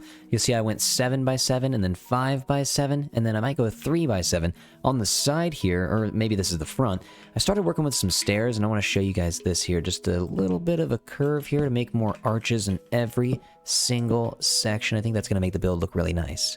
But here we have 5 by 7, 5 by 5, and then 3 by 5 at the top. Let's go ahead and get the rest of these arches worked in. Now we need to make some large openings for the sniffers to move in and out, but first, here's what I want to do. I want to get some light, so I'll get some glowberries, light that up, and shears that. We need to get some light going in here, especially because in the frame, stuff will start spawning here. On stream, I just popped a totem. A creeper fell off the frame and exploded right in front of my face. It was a huge jump scare, and this guy became an adult so fast, I felt like he was a baby for a split second. First he was an egg, and then all of a sudden he's fully grown. For a little more structural integrity on the bottom of the pillar, we're going with a barrel with a stair on top, and I think that looks fantastic.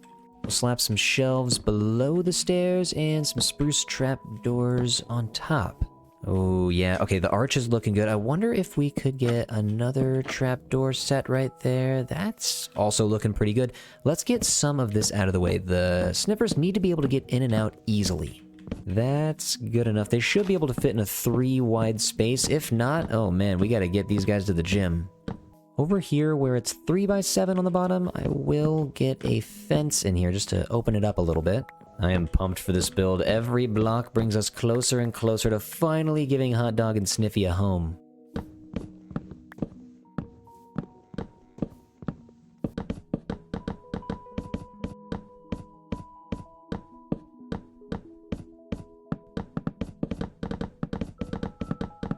On the second layer, we're going to make a perfect circle here. We're going to use... well, it won't be perfectly circular because the shelves and the trapdoors are slightly different sizes, but as close to a circle as we can get while using these shelves.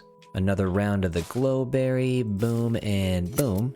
And then up top, I'm going to get some regular windows put in. Make a couple stairs, and we'll slap one in right here, and we'll call that good.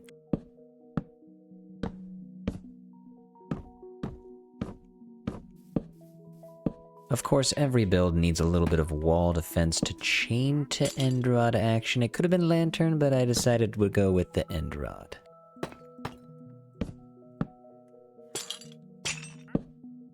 What does the wandering trader have for me today? Let's see, buddy. Hold on. What do you got? Ooh, more mangrove. I guess I'll take that while you're here. Thanks for the birch, thanks for the mangrove, thanks for the alliums, the pale moss block, and you know what? Thanks for the dye, and I'll take the wildflowers too. What about that? Appreciate you. No witnesses to the sale, even you llamas. Get back here. Where are you going? Come on, get back here. Those guys are just downright silly. I'm thinking now we need to move to the top though. Let's bring it up 3 more before we bring it in. So this will be a 3 by 3 square, and this will be 3 by 5.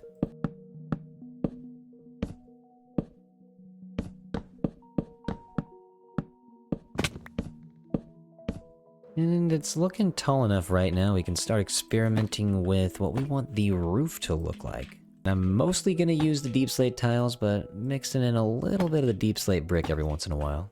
You know what? Never mind. I'm going to switch to the slabbage. I feel like working it up kind of like the copper factory roof over here, where it starts with the trapdoors, into the slabs, into the planks, moving up slowly with the stairs. I think that'll work better over here too. I at least just want to try it before I immediately just start going for that barn look.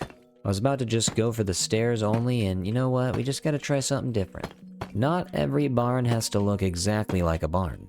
And who even said this needs to be a barn? I don't know why I'm doing that. It just needs to be a sanctuary. Continue moving forward with a little bit of the slabbage. Then we can start moving up slowly with the stairs. Then we go a block into the stair. Then we move up 2 blocks. Back into the stair before we move up 3 blocks. And I'm going to interchange the bricks and the tiles before we get to the tippy top right here.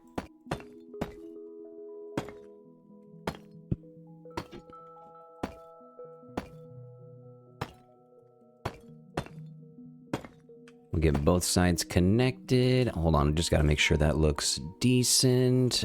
Okay, I like that quite a bit. It's not a typical barn, but it's gonna look nice once we get some windows at the top too. Up top, we're still using the stripped spruce and the oak logs to get the last little bit of the frame built.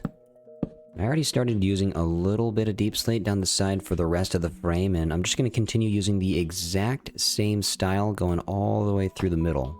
This won't take too long. I just gotta copy myself over and over and over again until the frame looks exactly like this. The same roof over and over and over again 7 times.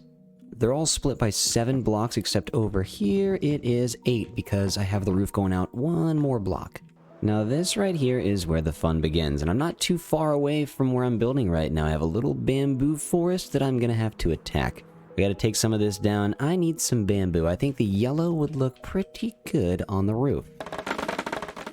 Yes, I will be making an automatic bamboo farm eventually, but right now I just don't have one, so we're chopping them down. This isn't the most convenient way to get bamboo, but it is a beautiful way to get bamboo. I love walking through this little forest. It's really crazy to think that over here used to be the edge of my Minecraft world. I never really had anything built past this point, and now beyond here we have so much built. We've spent at least 5 episodes past here, and now the bamboo forest has become just another center part of the world.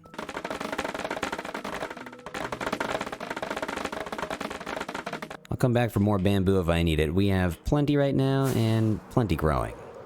Alright, now time for a little bit of color up here. I'll bring the mangrove up a little bit further on the front-facing part of the build, but for now, let's just see what this bamboo looks like. In this world, for me, I think bamboo might have been used the least, so it's always a pleasant surprise getting to hear it, because it just sounds amazing when you're placing it. Slowly but surely, this roof will be yellow. And the bamboo does look pretty nice sitting on top of the mangrove, but I am going to replace every other block with one of these mosaics. The mosaic just brings a little bit of extra sideways texture, and if you bring it up diagonally, you can get some nice lines in this build. It's something you might not be able to see from far away, but when you're up close, being able to see these diagonal lines is a nice little bit of detail. We gotta get some mosaic on every other block on the upside down stairs section as well. Hold on real quick. I gotta see if this will look good. I had this idea in my head. The trapdoor that is the closest to color to the deep slate is the dark oak. Unfortunately, we don't have a black trapdoor, so I'm gonna try this out and just see if it looks good. I want the roof to be extended a little further, and this should do the trick. The only thing is it gonna be too different of a color? And I don't think so, because I think it looks pretty nice. When you're below it, sometimes you can't even really tell that it's a different color. I am putting that everywhere. I really love the roof extension. If we hop up to the middle section, there's a little bit of exposed log, and so I'm going to cover this up with some trapdoor, and I think that looks nice. Alright, everything is working out. I think it's about time we start working on some windows so that we can let a little bit of light in here. As you saw, it was getting dark in there. There's going to be 7 windows on each side, which means 28 total windows on the roof here. So this is going to be a little bit of a project in itself. A couple of spruce logs down here. We're going to get those stripped, bring the oak up, and I think this will look good if it was like 4 blocks tall. So let's go there, bring it over, bring it up, make sure all the spruce is stripped, and okay, nice looking window. I'm wondering what it's going to look like if we bring in a couple of roof extensions in each of the sections, so let's just see what this looks like. Slap that, cover that up, break you, and break you. That looks pretty nice. The only thing is it could come out maybe 1 more block, but that might be too much room, and you know what? Let's get some shelf on the bottom, a little bit more depth here on the window, and you know what? Let's get some chains for some hanging lanterns. A little bit more light never hurt nobody. The shelves just immediately add an immense amount of detail. I love the shelves so much. They are my favorite recent addition to the game, and it might be that way for a while. Just a couple more pieces of details. Gotta get a bing, we gotta get a bang, and then a little bit of boom and a little bit of bop. Wow, you can hear everybody spawning in here on this frame. We need a little bit of light, like I've been saying. Yeah, we have zombie villagers, 2 baby zombies down there. There's bound to be a creeper lurking. I already have some stairs in here. Let's go ahead and slap some of the same details outside, inside. This place is going to be very well lit right behind the window, and I am not allowed to fall right now. I will not allow that. There is a lot of danger lurking right below me. Couple of stairs here, never hurt nobody. Get some trap doors in. We got spiders falling down. Oh man, we have way too much danger. This is not good. Let's focus on getting a little bit more light right there. Jump around, give me some light right there. Some of these frame intersections could benefit from a little bit of hopper to chain to lantern action. And let's take the bamboo out. Look at that. We can finally walk around in here feeling like it's all lit up. We have a little bit of sunlight coming through those top windows, but look up there in the center. It's still a little dark. We gotta head up to investigate. Wow, this is a tall roof. We're gonna need 1, 2, maybe 3 chains. Let's get that right there. And that brings a lot more life up here. And would you look at that? I forgot a little bit on the frame. Boom and boom. I'm gonna do the same thing on every deep slate intersection. I feel like you can't ignore the ceiling. When it's a dark abyss up here, I don't know, it's a little bit eerie. Let's take all the scariness out of our ceilings and just give it a little bit more light. Oh, and would you look at that? We left a stair upside down. That is no bueno. But what is good is the amount of light that we just added to the ceiling. Let's get rid of all the scaffolding and poof, looks good. Okay, back outside, we have some work to do. I gotta start adding a couple trapdoors in, maybe some shelves. Every other block deserves a trapdoor except for the deep slate, of course, not you, bud. Do the same thing moving right on up.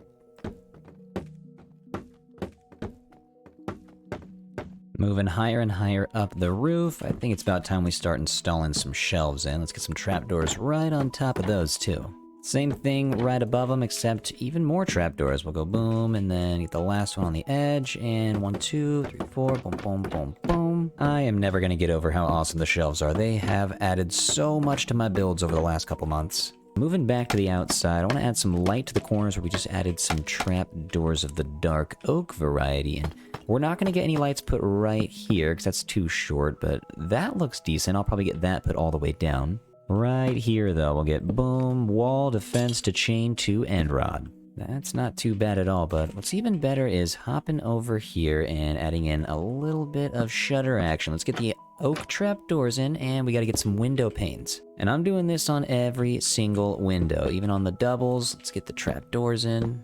Nice. Yeah, we already have the oak fencing right there, so the oak trapdoors, they blend in pretty nicely. I'm not so sure about these windows in the middle, though. I'm still gonna make them, but these might have to go as soon as I extend this roof right below me. Right here, this is gonna be an entrance, and, you know, I might as well just start working on it, moving up to the center. Sorry, windows, you might have to go. We're gonna need to raise this up 1, 2 more blocks. Yeah, that should be good enough. It's funny, now I'm using the oak to bridge across instead of the stripped spruce, and we'll be replacing a lot of this with some stripped spruce. I think I'm primarily going to be using this slabbage on this side of the roof. I don't think I'm going to have a slope really at all. So let's just bring it up slowly, but also surely. We're going to have to make sure it is sure. Aha, yep, so I'll take this out, that's mine, and we will replace it with this. And we might as well just get a stair on top of that. And you already know that the bamboo is going on top. And I'm thinking we do the same thing. I made the same mistake as I did earlier. We're gonna bring another layer of the mosaic slabs down here. Just gotta keep remembering the roof extensions will look nice. It's okay to take stuff down if it looks nice forever. It's been a lot of tearing and building down this episode, but it's all gonna be worth it.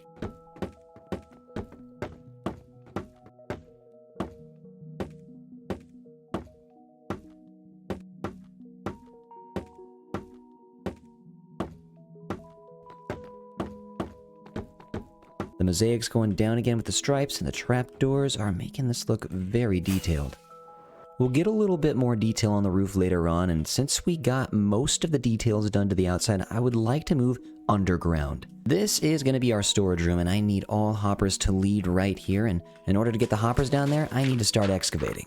We'll dig straight this way, but honestly, what we could do is just take out the top layers, because we're going to have to get some hopper minecart system in, and that's kind of hard to do with the top layer on.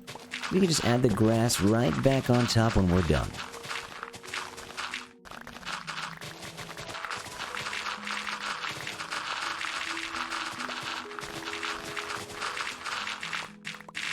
I feel really silly right now. We're just digging a giant hole in the center of this build.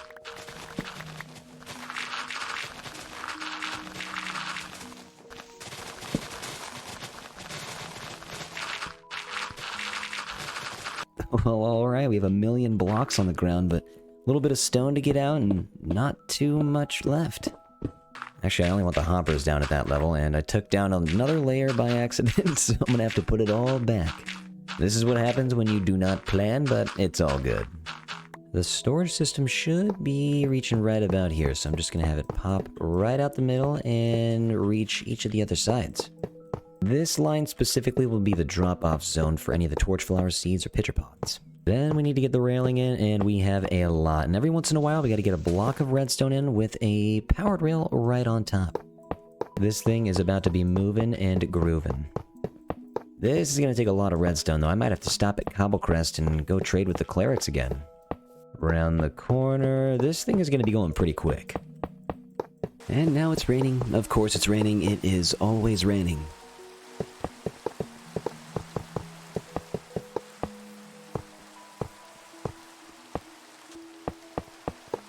Alright, the underground rail system expansion has gone far enough. This is huge, and now we have some sheep that are most definitely going to be in the way. Sorry about this, dude. There's no way out because there's 2 blocks up and you're just going to have to go. I'm sorry about this, sheep. Now we can test these out. Let's see if these are just going to run forever. This guy will run back and forth on the edge, and then we have number 2. I'll get number 3 right here in the middle, and then over on the side we have number 4 that's going to get sent down, and number 5 is going to be right here in the corner. Well, alright, they're all moving. This is looking good. This is actually pretty fun to watch. They're just like little ants moving around. This guy's going crazy in the middle. But there's no stone left unturned. Every torchflower seed and pitcher pod will get picked up. We just need to take the rest of the grass out with us and get this covered back up. This might take a while, so I might need to throw on a video or something while I'm placing all these blocks. There are so many channels on YouTube now, it is insane. I stumble across a great channel every day almost. I stumbled across a video by the person named Parrot, and their videos are just great. I ended up watching like 3 of them and plan on watching a couple more. That is just Minecraft, and feel free to comment down below, and it doesn't have to be Minecraft, but any video or channel that you've been watching. It's always fun to find new creators on YouTube. I'm gonna sleep. We just don't need it to be raining anymore. Let's just get the sunrise back out. Ouch. And then placing the grass will be a lot quieter. And oh, nice. We have a rainbow.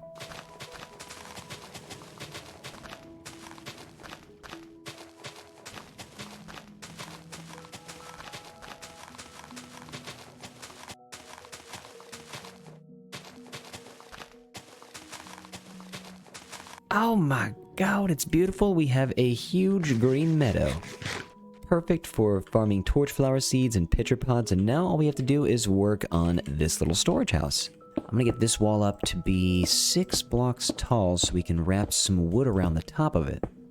I'm gonna get the same style frame up top on this build that I do on the side. Mixture of oak and the strip spruce. Not gonna look too bad. First, I just gotta get the shape down, and this is gonna be riding along the edge of the stone.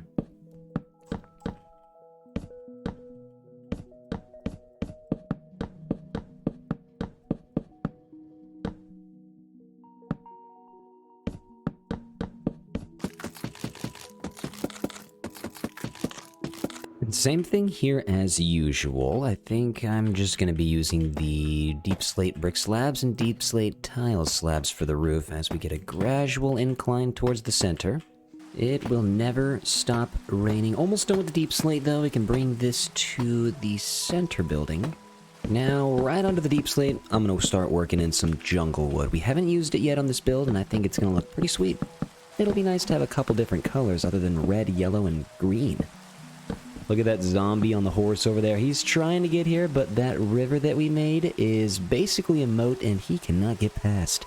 Lucky for us, we have a safe building environment. The side roof is connecting directly up with the center roof, and now we just need to bring it up with even more jungle wood. Also, I hope you guys like the roof shape. It's a little bit weird. I mean, this front side is the same as the Sniffer Sanctuary, but if I go over to the side, it actually is a little bit more of a dome shape. Not a dome, I guess, just a semicircle, more of a typical barn look. Also, I'm playing around with floor ideas. I figured dark oak would look pretty good. It would match up with some of the dark oak that we left on the Sniffer Sanctuary itself. And considering I had a bunch left over for this build, it's nice to be able to use the materials. As usual, gotta get the trapdoors on the roof corresponding to the roof color. And there we go. Let's move up top. The center part of the roof, these will have to be facing this direction. And we keep on moving up. Back home, I have an entire shulker box filled up with composters, and I don't know why. So here's what we're gonna do. We're gonna use composters on the second floor wall.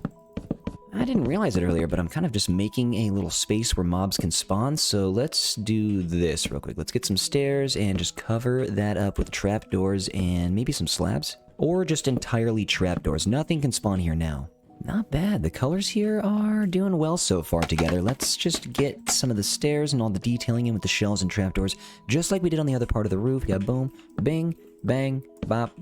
I did that in the wrong order. That was unacceptable. I should not be doing that. And somehow a skeleton spawned. Dude, no. Not today. He must have spawned in the frame up there, which means a creeper could spawn in here. So we need to get this lit up. We're gonna get some grindstone to fenced chain to end rod at the top. And you know what? Down here we'll do hopper. I think these would look pretty good on all of the corners, but we go hopper into chain into end rod. No creepers allowed over here today. Second layer is going to be similar to the big mangrove barns. These are gonna have some wall to fence to chain to end rod action. Gotta start thinking about the indoor lights as well. Gotta take out the torches and get this decorated. So, a lot of stuff to do. Let's start working on the floor, and I think cherry wood would look nice up here. Now we can bridge over and light up exactly where that skeleton spawned. And I think right here is where that was. But that is not happening anymore. Alright, nice pink ceiling and a little bit of more decoration to the floor is what we're gonna need. I am replacing all of this dirt with some of these note blocks. I haven't been using these note blocks lately, and I'm trying to get back into it. One of my favorite decorative blocks. It's looking a little dark down here, so a little bit of glowstone on the floor will come in handy, and it's not going to be too bright. Let's take this back real quick. Ooh, we're already collecting a bunch of torchflower seeds and pitcher pods. Just want to get a barrel right here so that everything can get loaded in, and we will put the pitcher pods and seeds back. Let's get an end rod hung from the middle of the room, and we'll start slapping in some decorations. We can get some storage over here for the extra seeds and the pods. You know what? I need more plants, I need more barrels, just a few items from back home, and I'm gonna grab the rest of those sniffer eggs too. I know I have at least 5. Let me take a look in here. Back in the kitchen, yep, there we go, 5 left. Actually, if I take this guy with me too, then I have 6. I have an idea. What I'm going to do is use the inside of the barns for raising the baby sniffers, and then once they grow up, they can head out into the meadow and can live their life sniffing as long as they want. We could get a nice little garden out here in front of the building as well. Every other shelf I'm going to replace with a trap door, and that might make the garden pop a little bit more down on the bottom. Of course, it is raining again. I just want to decorate this house in peace without anything lurking in the shadows. On the wall, I thought it'd be pretty fun to use the classic lever and lightning rod combo. This place wouldn't feel right without a chimney, so let's get this worked in through the roof. Let's break a hole right there and pop out right there. I'm going to do this on both sides. We're going to get a small chimney identical to each other. Checking on the eggs, and they have cracked a little bit. Ooh, this is exciting. Break this one open. Perfect. Okay, let's just get the other chimney right up into the roof. Slap some podzol in here for the gardens. Maybe some azalea hanging from the side of the house. Fly up and get a deco pot up here if I can pull it into my hotbar. Boom, boom. Get some more azalea. That's looking nice. Everything is just looking nice. Maybe down here we can use some dark oak saplings, and you know what? We could also bring some up top. I thought there was a couple empty spots, and right here is one of them. What if we just bring some dark oak saplings below every single window on the main barns? I want more of a grand entrance, so I'm gonna bring this out. We'll get these stripped and mixed up with more oak logs. It was gonna bother me if we left the front the same window over and over like a dozen times, so this will be refreshing. We're using a similar design to the big roof, but this one is just going to be mini. Normally we have it set to W for Wumbo, but this time it is set to M for mini.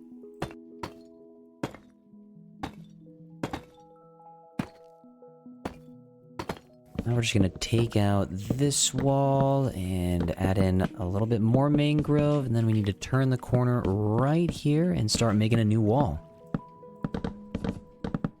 Alright, so we have a new front face of the house. We gotta get some more of the stairs in. Gotta do the same thing earlier with the shelves and the trapdoors.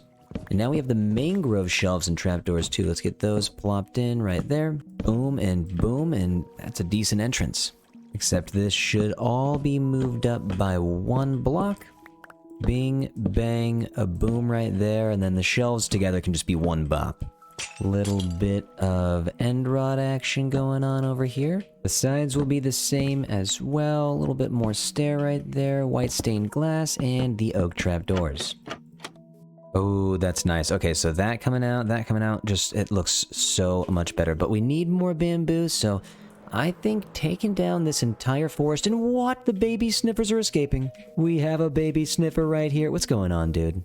You know what I'll do is I will open the gates right here. If they want to get through, they can get through. But I need to get this roof made, so sorry, Sniffer, I'm going to ignore you for a second and hope that you just make your way back where you need to go. It would be so cool if you could use the golden dandelion on the baby sniffers and they would be able to sniff out the torch flower seeds and the pitcher pods. That would be amazing. Unfortunately, the babies don't do that though, so only the adults can be out in the meadow.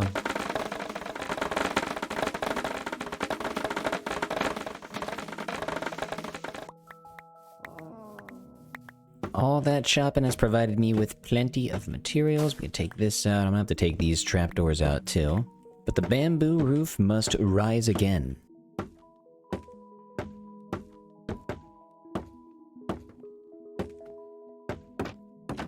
Alright, not bad. Ooh, you can see the mini sniffers making their way out into the meadow. They're about to be adults any second. I really want to work on the interiors, but I think there's one more thing I gotta do. We need some flags and a little bit of light up top. I am gonna do what I always do. Let's take that out so I can jump on top, get the oak fence going out in every single direction, pop up one more time, then we create the quartz flags. Let's go out 3 more blocks, go up 1, down. If I can drop here, we got boom and boom. That is a flag, and a little bit more light never hurt anybody. Hey, and now all the sniffers have grown. Would you just look at them? These guys are amazing. Good for you, buddy. Good for you. Now we're gonna have a bunch of torch flower seeds. When I'm inside the barn, I would like to be able to see everything from up top and have a little bit of storage up there. So I think we need to do a little bit of editing. You know what? Let's take down this center pillar. Doesn't even make sense to really have it here anymore since I made this door. Move the hopper back to the middle. I think what I'll do is add the ladder to the side over here. And I can't get up any further, which means let's take that out and... Okay, no, hold on. We're getting somewhere. Let's take out this other log over here. This support beam is not supporting anything anymore. I think we just need to make this mangrove wall a little bit new. There we go. Let's take this out. And now I am where I want to be. Let's make a floor out of the oak trapdoors. I want to be able to walk around up here while still being able to see through the floor. Now this is where the build starts to get a little more interesting in here. And I also like being able to see through the railing, so here's what I'm going to do. We will use jungle trapdoors and then flip these up. Okay, not too bad. Jungle trapdoors is the railing, looking pretty good. Let's get some flowers up top for a little bit of color, and as you can see, down on the bottom I added a little bit of glowstone because I wanted to get rid of the torches. I started putting these in a grid around the floor so that there's no place that's not lit up, and we just got to get this covered up with some moss carpet so that we don't see the glowstone. And then we can take out the torches, and we don't have to worry about any lighting issues.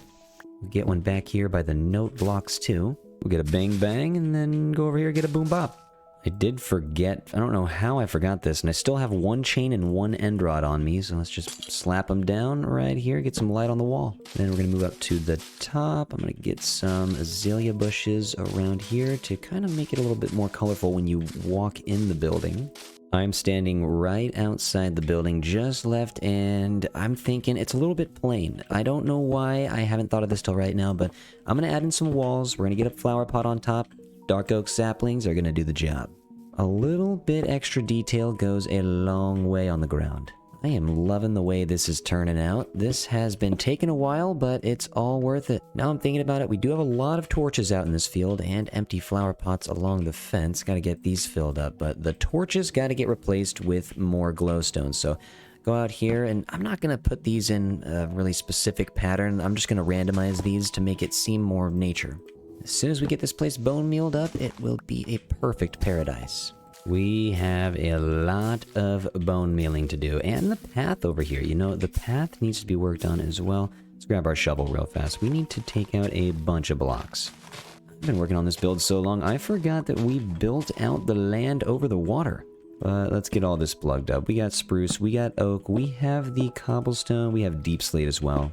For me, this combo makes the perfect path. The one I like to use is like coarse dirt, jungle planks, and packed mud. That's a good combo too. Got some red mushroom lights on the side of the path, and the meadow is just looking great. I love being able to not really see the entire Sniffer. And I think right about now is a good time for a couple of cherry trees around the build. I'll slap one right over here as well. I'm going to spend a little bit of time brainstorming a few ways to connect these two biomes. We have the ice spike biome right here, and then it just moves directly into a hill of moss. And I'm going to put a couple trees here to maybe divide it a little bit, but I'm going to figure out some sort of wall. This part of the field over here definitely just needs a little bit more grass. No creeper grass, though. Any grass that's 2 blocks tall is gone immediately. But a couple of cherry trees would definitely fit. Ooh, I love how that goes right over the path. Inside of the barns, we have a completely grassy landscape now. All the flowers in here, the babies are gonna love it. You know what? Speaking of the babies, let's get a couple more eggs real quick. I think we have 8 sniffers. We can make 4 more right now. Ooh, we have a bunch. Okay, let's use all these torch flower seeds. Please, if you could, make me 1 baby sniffer. And you know what? You guys too, make me a baby sniffer. Let's go in here. They should have gotten picked up. I have a full inventory, so I couldn't pick them up, but they should be. Yep, they're already getting sent. Let's get these guys planted. Baby sniffers can chill for a little bit, and it is very well lit in here now. They finally have a nice place to chill. They'll be joining these sniffers very soon. Oh, this build is now complete. All I gotta do is continue adding a little bit more foliage around the side. And now that we have unlimited torch flower seeds and pitcher pods, I figured we might as well start getting these planted. I have a couple empty fields right next to the starter house, so let's fill these up. I do like the trees right here right now, but I feel like eventually I will end up putting a farm over here, some sort of crop field. I think it would fit in very well next to these giant barns. Something I almost forgot was just to add a little bit of blackstone button action to the top of the roof to prevent a little bit more spawnage and also to make it look a little nicer. I'm gonna hop down on the secondary roofs and get this done as well. Couple of extra pitcher plants in the front of the build would add quite a bit to the theme. Couple torch flowers never hurt nobody also. I don't know why I thought tulips would be a good idea. It's torch flowers, and that is the only answer for the storage house. Real quick, I just want to thank you all so much for watching this episode. I had a great time, and I know there's still a couple things that I said I was going to do. Don't worry, I have not forgotten. This nether quartz ore right here, I did say I was going to break it all down, but you know what? I think I'm going to start off next episode by just tearing it all down. We're going to start the episode in a huge tower and break it down and see how much quartz we can get. I don't know, I just thought that'd be a really fun way to start the episode, but guys, look at what we have built here. This is insane. We have a tiny little entrance to a huge meadow.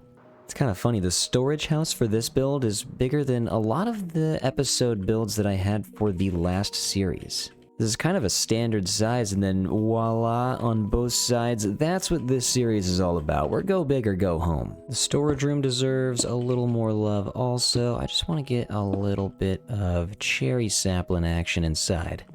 Also for the storage, now we have a place to put our seeds, and the pods can go on the other side. Soon we are going to have way too much. If this thing runs constantly, I mean, look at what we already have.